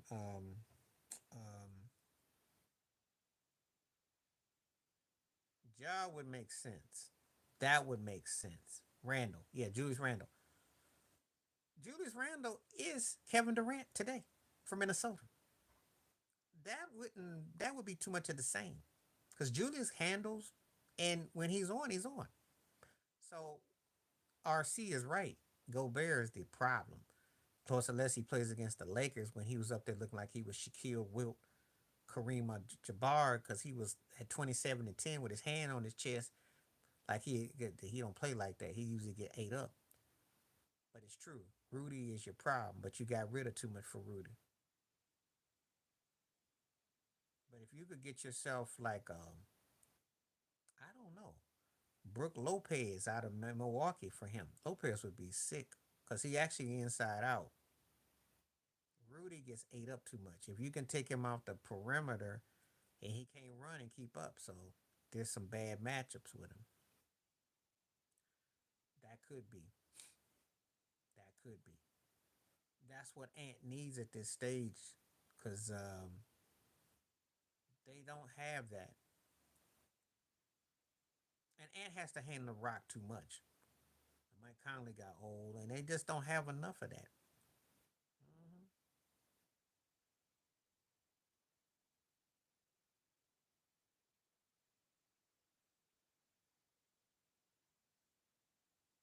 I never had it for him because he was stat padding in Washington.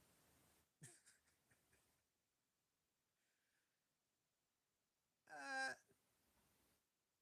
Not really. Lenny was great for what he did. He was a great player and a coach. That's Dungy wasn't the same kind of player as Lenny was. Lenny player coach. I just think that Lenny's style, you know what he tolerated, but he got what he got out of it though. I mean, he won a chip. He went to two finals. I mean, what else you want? He had a great run. Dungy just got burned out because the politics of it. It's two different situations. I love Dungy. Dungy was bad. Dungy, John Gruden got his ring, and he got his own. So yeah,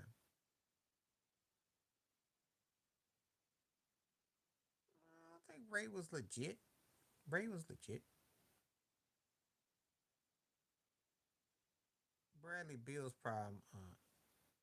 Now he scores, but he talked that Gilbert Arenas talk. Yeah, Turkey. They're talking about if we'd been healthy, we won 60 games last year. I'm like, man, please. You sit there in Washington and you gotta remember something. Cast a stat pad with whack teams look greater than they are.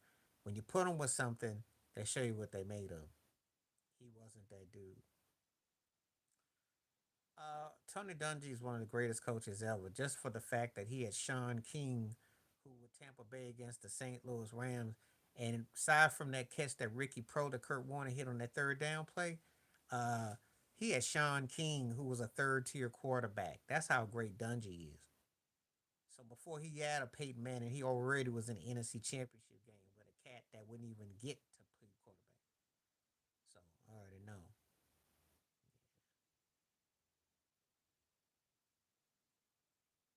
I just think that he got burned out. That's all. There's truth to that, except that Steve Kerr actually implemented his own stamp on the Warriors.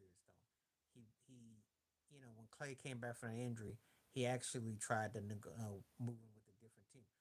Gruden did pretty good with the Raiders, but when he went to Tampa Bay, that was his.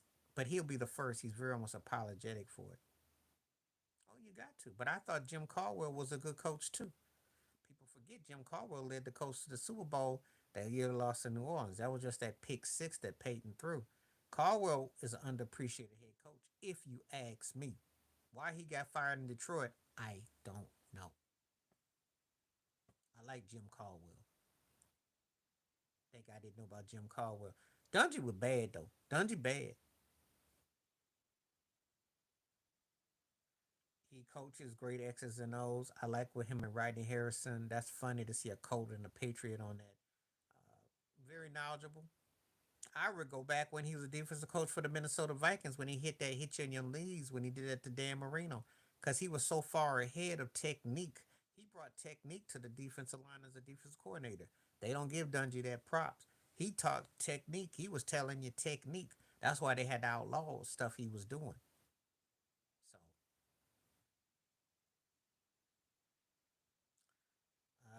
as long as they don't let their secondary be cute at the end and let a ball tip and beat them like they did against Washington next year, that whole thing changed their whole season this year. If that dude don't showboat and Jaden doesn't hit that pass at the end and they beat Washington, they may have been a wild card. But that one play in DC changed their whole season at the end. They were never the same. So they cannot have that happen again. Because Ken Caleb, yeah, that was embarrassing. Dude was up there showboating, and that was the whole turning point. Because if you remember, that division was open.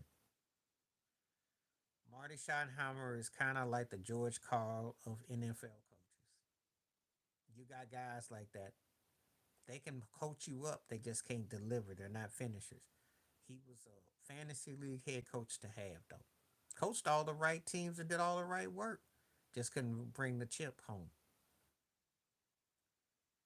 Thanks, I appreciate that. I just been studying stuff. That's all. I grew up watching it. You know, watch that stuff.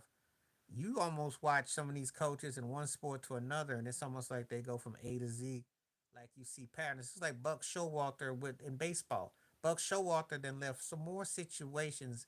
Then someone else comes along, takes his team, and boom, wins. He gets fired. That's what Tom Thibodeau's going through. There's always those kind of guys. Yeah. What player are you talking about?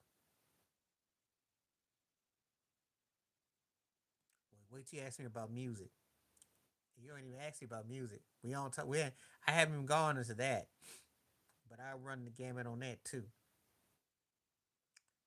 We'll talk about that. We talk about that too. Well, let's talk about 15 more minutes because I do got to go, but a little bit. But yeah, you want to talk about that? They don't have to try something new because if it worked once, it's not broke. It's like the D'Antoni syndrome. Mike D'Antoni figured out.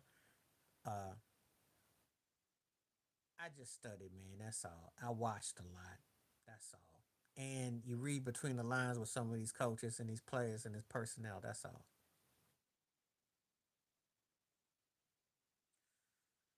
Baseball's problem though is that they still camouflage, and Pete Rose actually had an interesting take before he passed.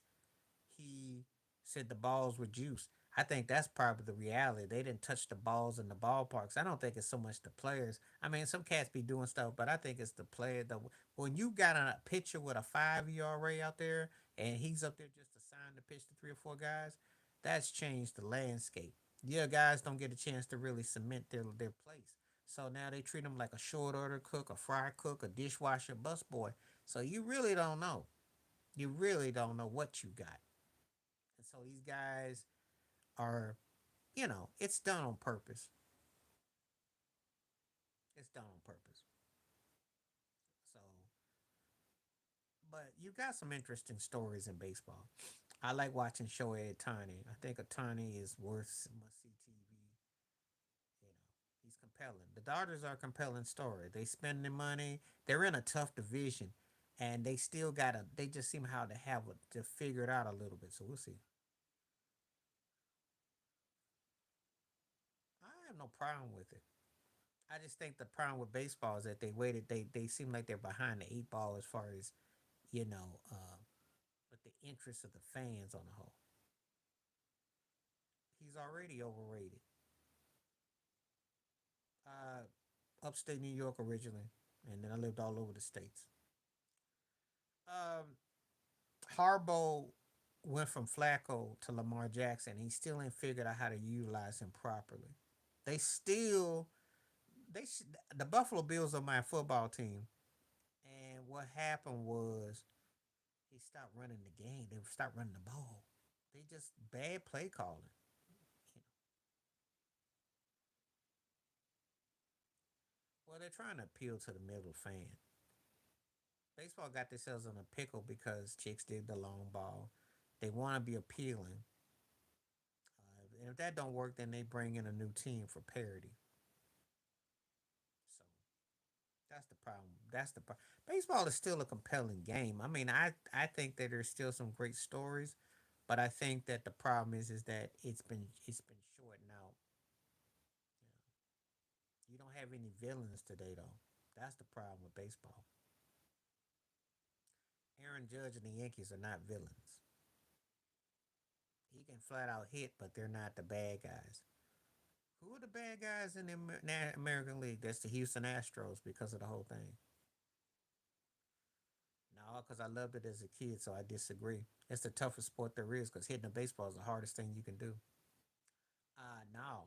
If you understand pitch counts, if you understand guys that can steal bases, you want no senior citizen watching Ricky Henderson tear them bases up. Now, Shohei Ohtani pitching and hitting, that's not senior citizen. Barry Bonds was not senior citizens. Ken Griffey Jr. was not senior citizens. I don't know what you talked about. She can shoot, but I think that she's too one dimensional. I think the problem with her is that she's trying to fit the hype quota machine. I think it's kind of like when you look at Taylor Swift musically. Taylor Swift sold a lot of records, but she kept doing the same type of song, the breakups with everybody, and kept putting it out there. And you can recycle that. And there's a spot where you get comfortable in that, and then there's a spot where you don't change, and then you get complacent. And Caitlin Clark is too young in her game to get complacent. I think that's one thing that happened with Taylor Swift, if I can use that music analogy. There is a white female agenda to push this type of narrative to make it blow up more, and you become the spokesperson for that. But does that mean that you're necessarily hitting your apex? No. Caitlin Clark's got to learn how to hit the boards and hit other things, and then she got a chance to grow. Um, Caitlin wants to. They're pushing the Larry Bird magic net. They're pushing the narrative. It's hard when you're used as the pigeons for that because you're trying to fit that role play and you're not allowed to play your game. We got too much media. I'm not saying otherwise. Sometimes though, you can tell when people got certain duration. Aja Wilson is a better player than both of them. Angel Reese is in a situation where she has to market herself and play herself. Not allowed just to play basketball. You don't get to do that.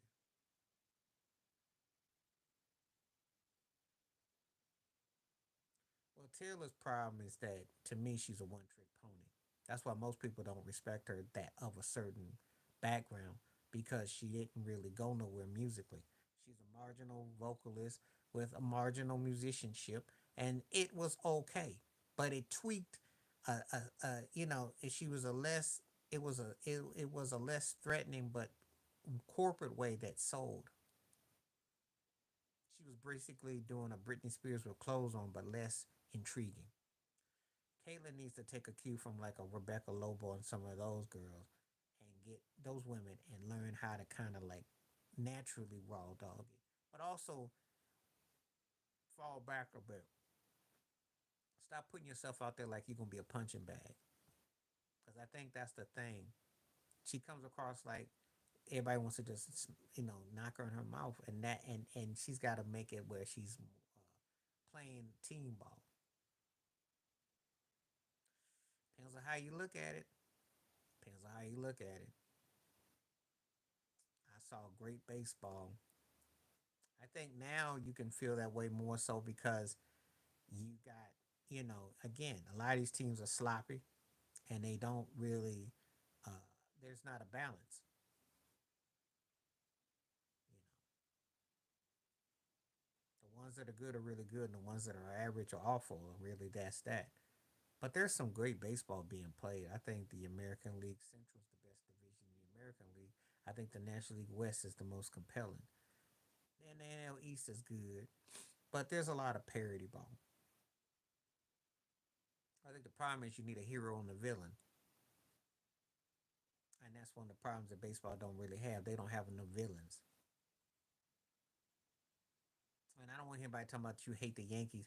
Well, hate the Dodgers, but the Dodgers are compelling though. No, but Britney Spears had a movement. I'm gonna tell you about Britney's case. She had better songs. She had the it factor. She had the better songs. She had a vibe about her. Jessica Simpson was third tier. Cute act, kind of like a broke Marie Osmond with the whole thing with Nick Lachey, and that was fine for what that was. But see, she got pimped and hustled, and it didn't really go nowhere, and so she was middle of the road. Aguilera should have been like Linda Ronstadt. Should have been like a modern day Linda Ronstadt, versatility and all that. But she oversung and had underwhelming material, and didn't have the personality to juggle it. And that's one of the reasons why she kind of always played second fiddle to Britney. Voice was there. See, it ain't always about talent. Music's a little trickier. I heard what he said. Linda Ronstadt, they both Mexican descended women and very versatile. She had worked with the Eagles. Ronstadt was doing all kinds of music. And if you listen to her music and then you think about what Christina Aguilera was doing with some of her music, you see why I make the correlation. Because Christina Aguilera did a great job with James Brown. It's a Man's World at the Grammys about 22 years ago. And she was definitely trying to channel Etta James. So that blues, that tone, it's just a lot of gimmick ball with what she do. That's what happened to her. But Brittany did have that it factor. She did. Before her daddy turned her out and her sister and them pimped her out, and then she had all those baby daddies that just hustled her and tried to make her a modern day Marilyn Monroe or Anna Nicole Simpson situation. Nicole Smith. Anna Nicole Smith. Now I say Simpson. Anna Nicole Smith. That but they're still compelling. One of the greatest songs ever. I was watching that the other night with Fred Williamson, and the Godfather of Soul, one of the most important artists ever, one of the most dominant artists ever, head to toe.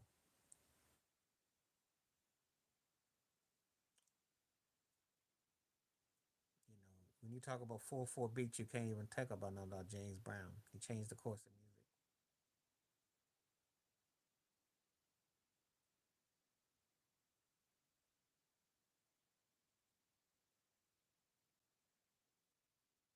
He had the rhythm section. He had the bands. He had the musicians.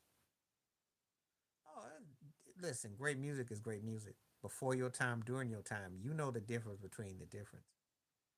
That's because cats back then had to write, sing, perform, and do the whole nine. And you had to look good from head to toe, and you had to be able to bring it on stage. Nowadays, if you can play, I don't know, if you can play like a half a piece or something, because the music industry didn't want black bands to stand out, they took that away. It was cheaper to get cats to rap and sample. Funk bands were 10-piece bands. That was in schools, orchestras and all that. They didn't want that.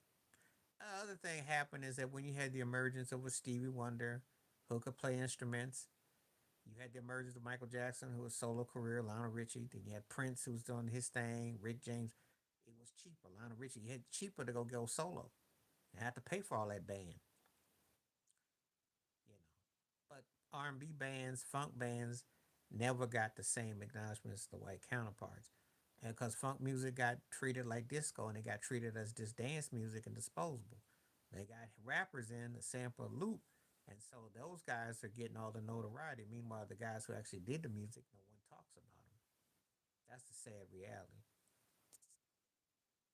Because more people know about Ice Cube and Dr. Dre than they do about Parliament Funkadelic. Talk about Earth, Wind, and Fire. Well, I don't put Jagged Edge in the same situation. And Jagged Edge to me was always like a second Jagged Edge. Um, when Boys to Men and Jodeci and them were blowing up, they were always like behind that. They were in there with that 112 pile and Silk. That's where I had them, but I didn't take Jagged Edge like that. And Jermaine Dupri had them up. They did pretty good, but I never looked at them in the same, not in the same boat as Boyz II Men and Jodeci. I don't even know if they were in Silk's class, to be honest with you.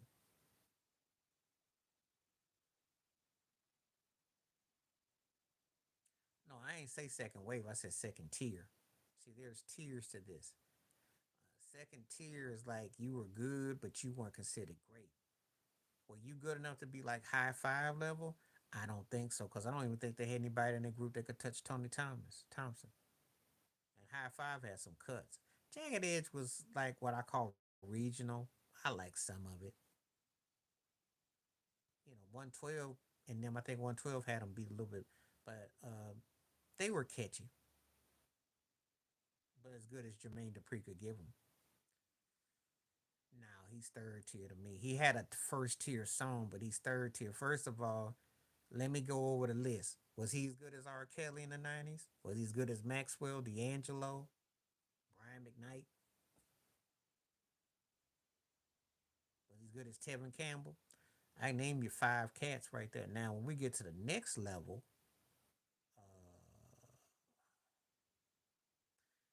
I might take Case over him. Was he as good as Usher? And I'm just saying. As a writer, he was decent. As an artist, I always thought it was corny. He made a name for himself because he had a big hit with "This Is How We Do It," which he jacked Slick Rick's children's story, and it was huge. But I didn't think of him as a top tier act, and I didn't really think just like when he worked with Deborah Cox. Deborah Cox to me was like a third tier. Broke Whitney Houston with that because someone nobody's supposed to be here was a big song, but they weren't acts that I was gonna sit there and say, oh, we're gonna listen to their records all the time. Mm-mm, mm-mm.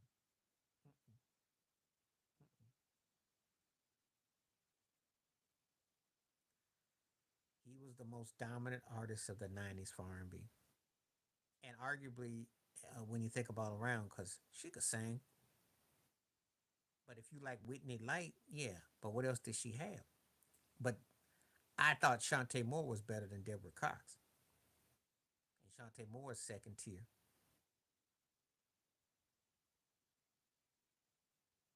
Deborah Cox just was a more, I think, more geared towards the stage.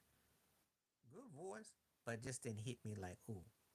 Yeah, R. Kelly's thing. I mean, when you can remix and you writing songs from known and unknown, and got your own thing and those all that stuff. I love those two bands a lot. The Ozzy Brothers are my second favorite band ever behind Earth, Wind, and Fire, and the Commodores are my top 4 or 5 funk bands. Commodore's funk was like that slow come up. It was something else. Next was kind of like catchy, but they didn't really have no depth, and the industry wasn't putting a lot in them. Again, they came around when the vocal group thing was kind of fading. RL had a decent voice, but he didn't have no solo career. Nobody was gonna take him serious, not beyond that. Because I mean, he could sing all right, but was he gonna have a genuine career? Think about it. Was his career even gonna be the half of Omarion coming out of a group? Just saying. And there's a lot of politics involved too. So some of these acts, you know, Tony Thompson was bad, yo. Kissing Game, Hard to Get, Quality Time. That's one R. Kelly wrote and produced on them. And then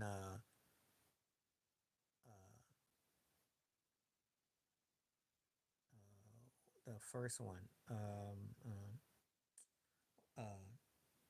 Can't Handle It, Just Can't Handle It, about the chick being older. That was my jam. That's prime time with Teddy Riley. That New Jack Swing was bumping. And from Waco, Texas. I remember them cats like yesterday. And we was bumping High Five. I definitely loved High Five. I liked his voice. His solo career was all right, but they ran him off though. Well, that's what the industry wants, though. That's what the industry wants. That's why you get like a diss track with Kendrick and all that. That's why people that energy. Or you get somebody like Sabrina Carpenter who getting hair pulled and all that, ain't got no real talent. They don't really veer far from the past. Cause it's funny. I seen Paul Abdul on stage dressing like she's having Arrested Development and she's still lip syncing. And that's what Sabrina Carpenter will be like in 20, 30 years. They don't really far from the tree. That's how the industry be pimping people. That's why they have it like they do. They don't want you to have to think. That's what they want. That's exactly what they want. It's done on purpose. Well, I don't know if you ever watched 106 in Park, but AJ Calloway did a video about that. But BET did that on purpose. He did a video about that. Okay.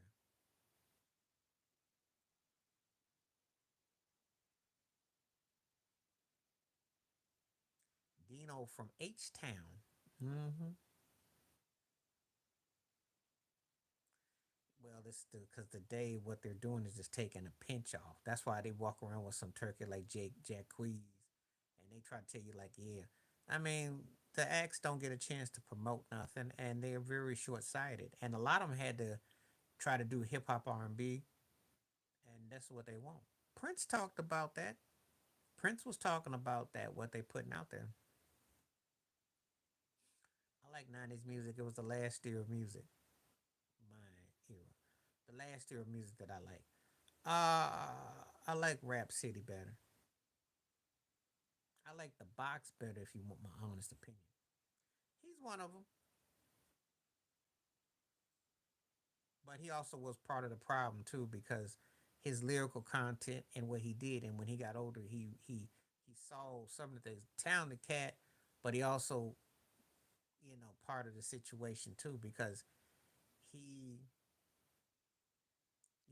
a lot of that is kind of got cheapened, and he had regrets about how he was played.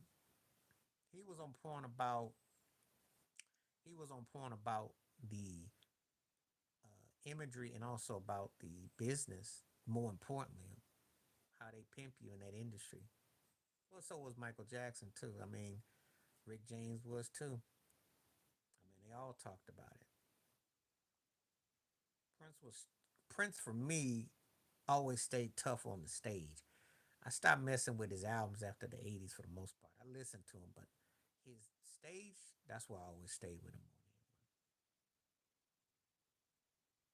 Yep, that's all they. Well, that's what Chameleonaire. So if you know about Chameleonaire,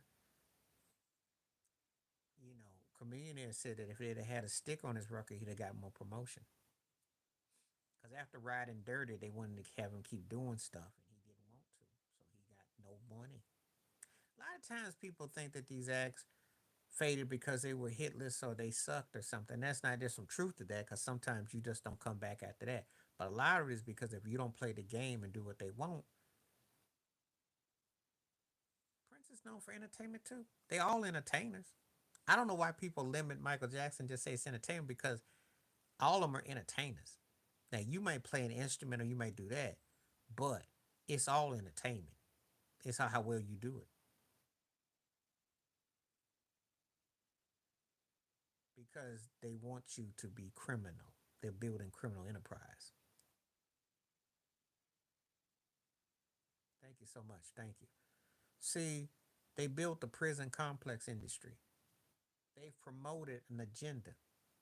They have you sagging, they have you bagging, they have you saying slang, they have you talking all kinds of codes. This is what they've been promoting. The demonic, demeaning ways. They degrade. And who gets targeted the most? Black artistry. They have sold blackface through blackface with hip hop and now with R&B. Not the kind of R&B that Millie Jackson would be funny and sassy or you get a cunning line. I'm talking about where they degrade it. And it's been allowed. Who's paid for it? Who controls it? That's what's been happening. And they've turned it into what it has turned into.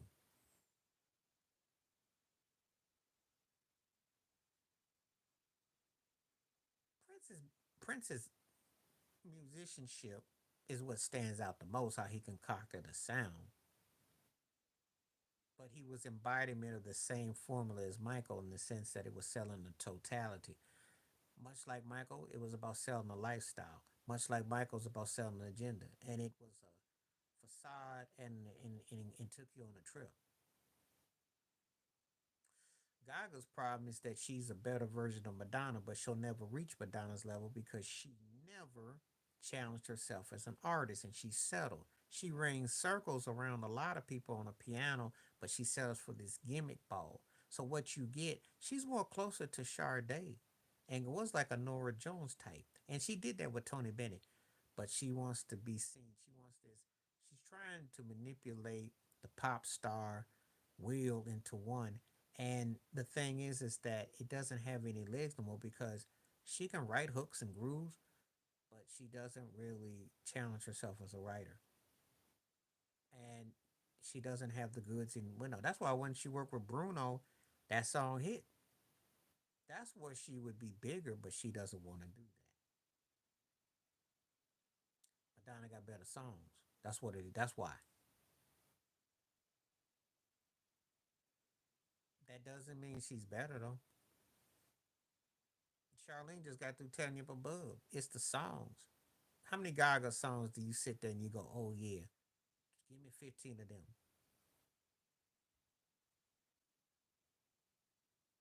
They are. Because the industry allows that, especially with the black culture, to infiltrate and to sell that agenda. And that's what they're selling. And people are buying that garbage. And when they do that, that's what they think that you just because that's what people do in general.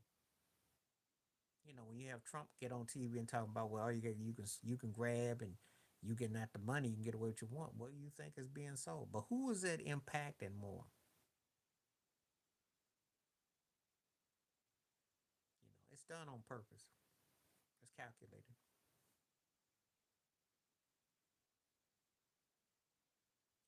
Nora was nice. Nora was nice. She was Starbucks. I mean Starbucks crowd, which was cool. And the problem with that is that your audience ain't gonna go but so much. So talent, but the problem is that how do you follow that through? And a lot of these acts now they hit so big early that by the time they get to the fifth record, people then snored past them. But that's why Gaga didn't want to fall into that trap. She would have been justly cut like that. But Gaga, she should be more dominant than she is, and that's just the fact that she doesn't have the depth as a writer. And she had Bruno Mars's pen to go with her skill set, she'd be almost unstoppable. But she tries to do too much over the top. You know, she's trying to channel too many energies, and they letting it though. I don't really want to hear his rockets. He ain't rolling Kirk, okay? You know, it's cute, and plus people give him a pass because of what he's doing, but he's playing at the instruments. He's not playing them; he's playing at it. It's a couple nice ideas. I just best if you don't make nothing at all or do a spoken word, anything. But you're just basically when you're out there, you're just kind of mocking people. I heard his guitar solo in that one song for Rick Ross. I saw that and yeah, well, now maybe Jimi Hendrix that works at Dollar Tree. No, I mean the piano stuff was okay. You know, I mean he's just nodding. He bored. You know, I think the problem is that he got tired of the politics of the game, and he became a parent, and he got a chance to kind of have life because it was kind of easy, but it was also kind of scary. Yeah, I think that's what happened with him. You got to come up with a strategy. You counter sue, and then you got to hope that it kind of dies out, or there's a happy medium. Usually, when people employ that kind of money or something, there's a little bit of something. I'm not saying there's a lot of it, but there's enough to kind of reel you off the road. Somebody wants him off though. somebody wants to hit his pockets and have him sit though. That's what this is about. See, because I'll tell you something about that industry. If anything, they let people slide all the time. There's somebody out to get him. And you know when you get hit with these kind of situations that yeah, you might pay it off or you might go on, but you ain't never quite the same again. And they did have a criminal investigation in 2015. They didn't find nothing. So the fact is they looked into him before and now they got this. Somebody's trying to bump him off the road. And I don't know who he owed. That's how I am. I've listened to a lot of stuff. But I've also picked up that there's a lot of copycat that's done on purpose. So, you know. Okay, I probably got about 5 more minutes, then I got to go though, because I've been on for 2 hours. I am gonna put this up on and I'll be back tomorrow too, but I'll be on another 5. Oh yeah, I mean when you hear Nat King Cole, the fact the guy smoked his way into a voice that was just sensational, amazing, and he led the Nat King Cole trio was bad. Louis Armstrong, the only cat I know who could sing, and his trumpet playing was ahead of everything. And Otis Redding, in his all too brief life, wrote classic songs and had soul for days. He was funky. I mean, those three are three of the best to ever do it. Yeah, you can't go wrong with those guys.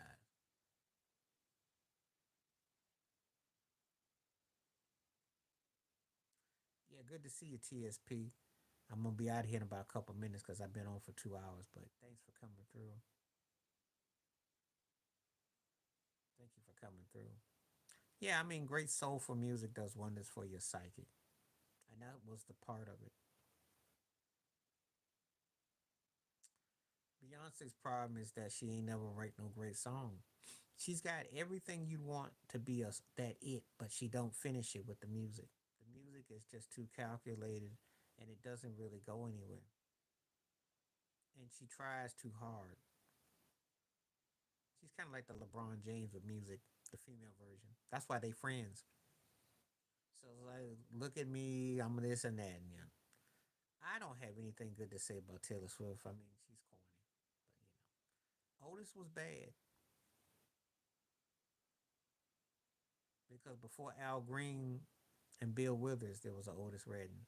The styling, gut bucket soul is what we call it. Thank you so much. Yes, I'll be back tomorrow for a couple. Yeah, I have. I've heard them. I've heard her. It was played to me.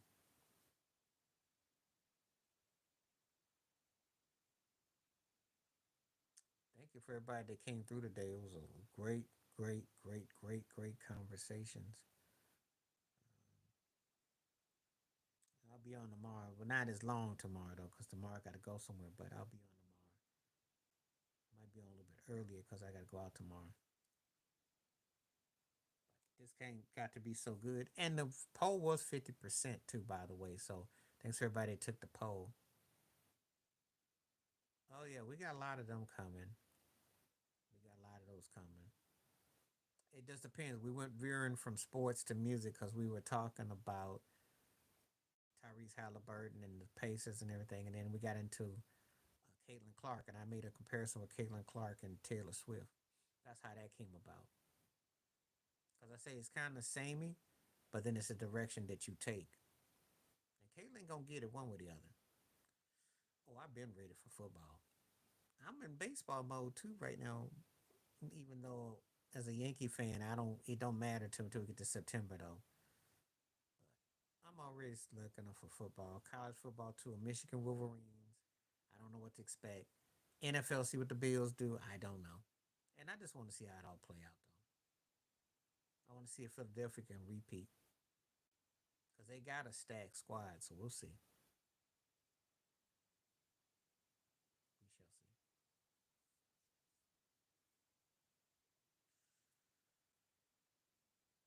All right. I think I'll call it a day now. Thanks for everybody that came through. If you come on a little bit early, TSP, we can chop it up.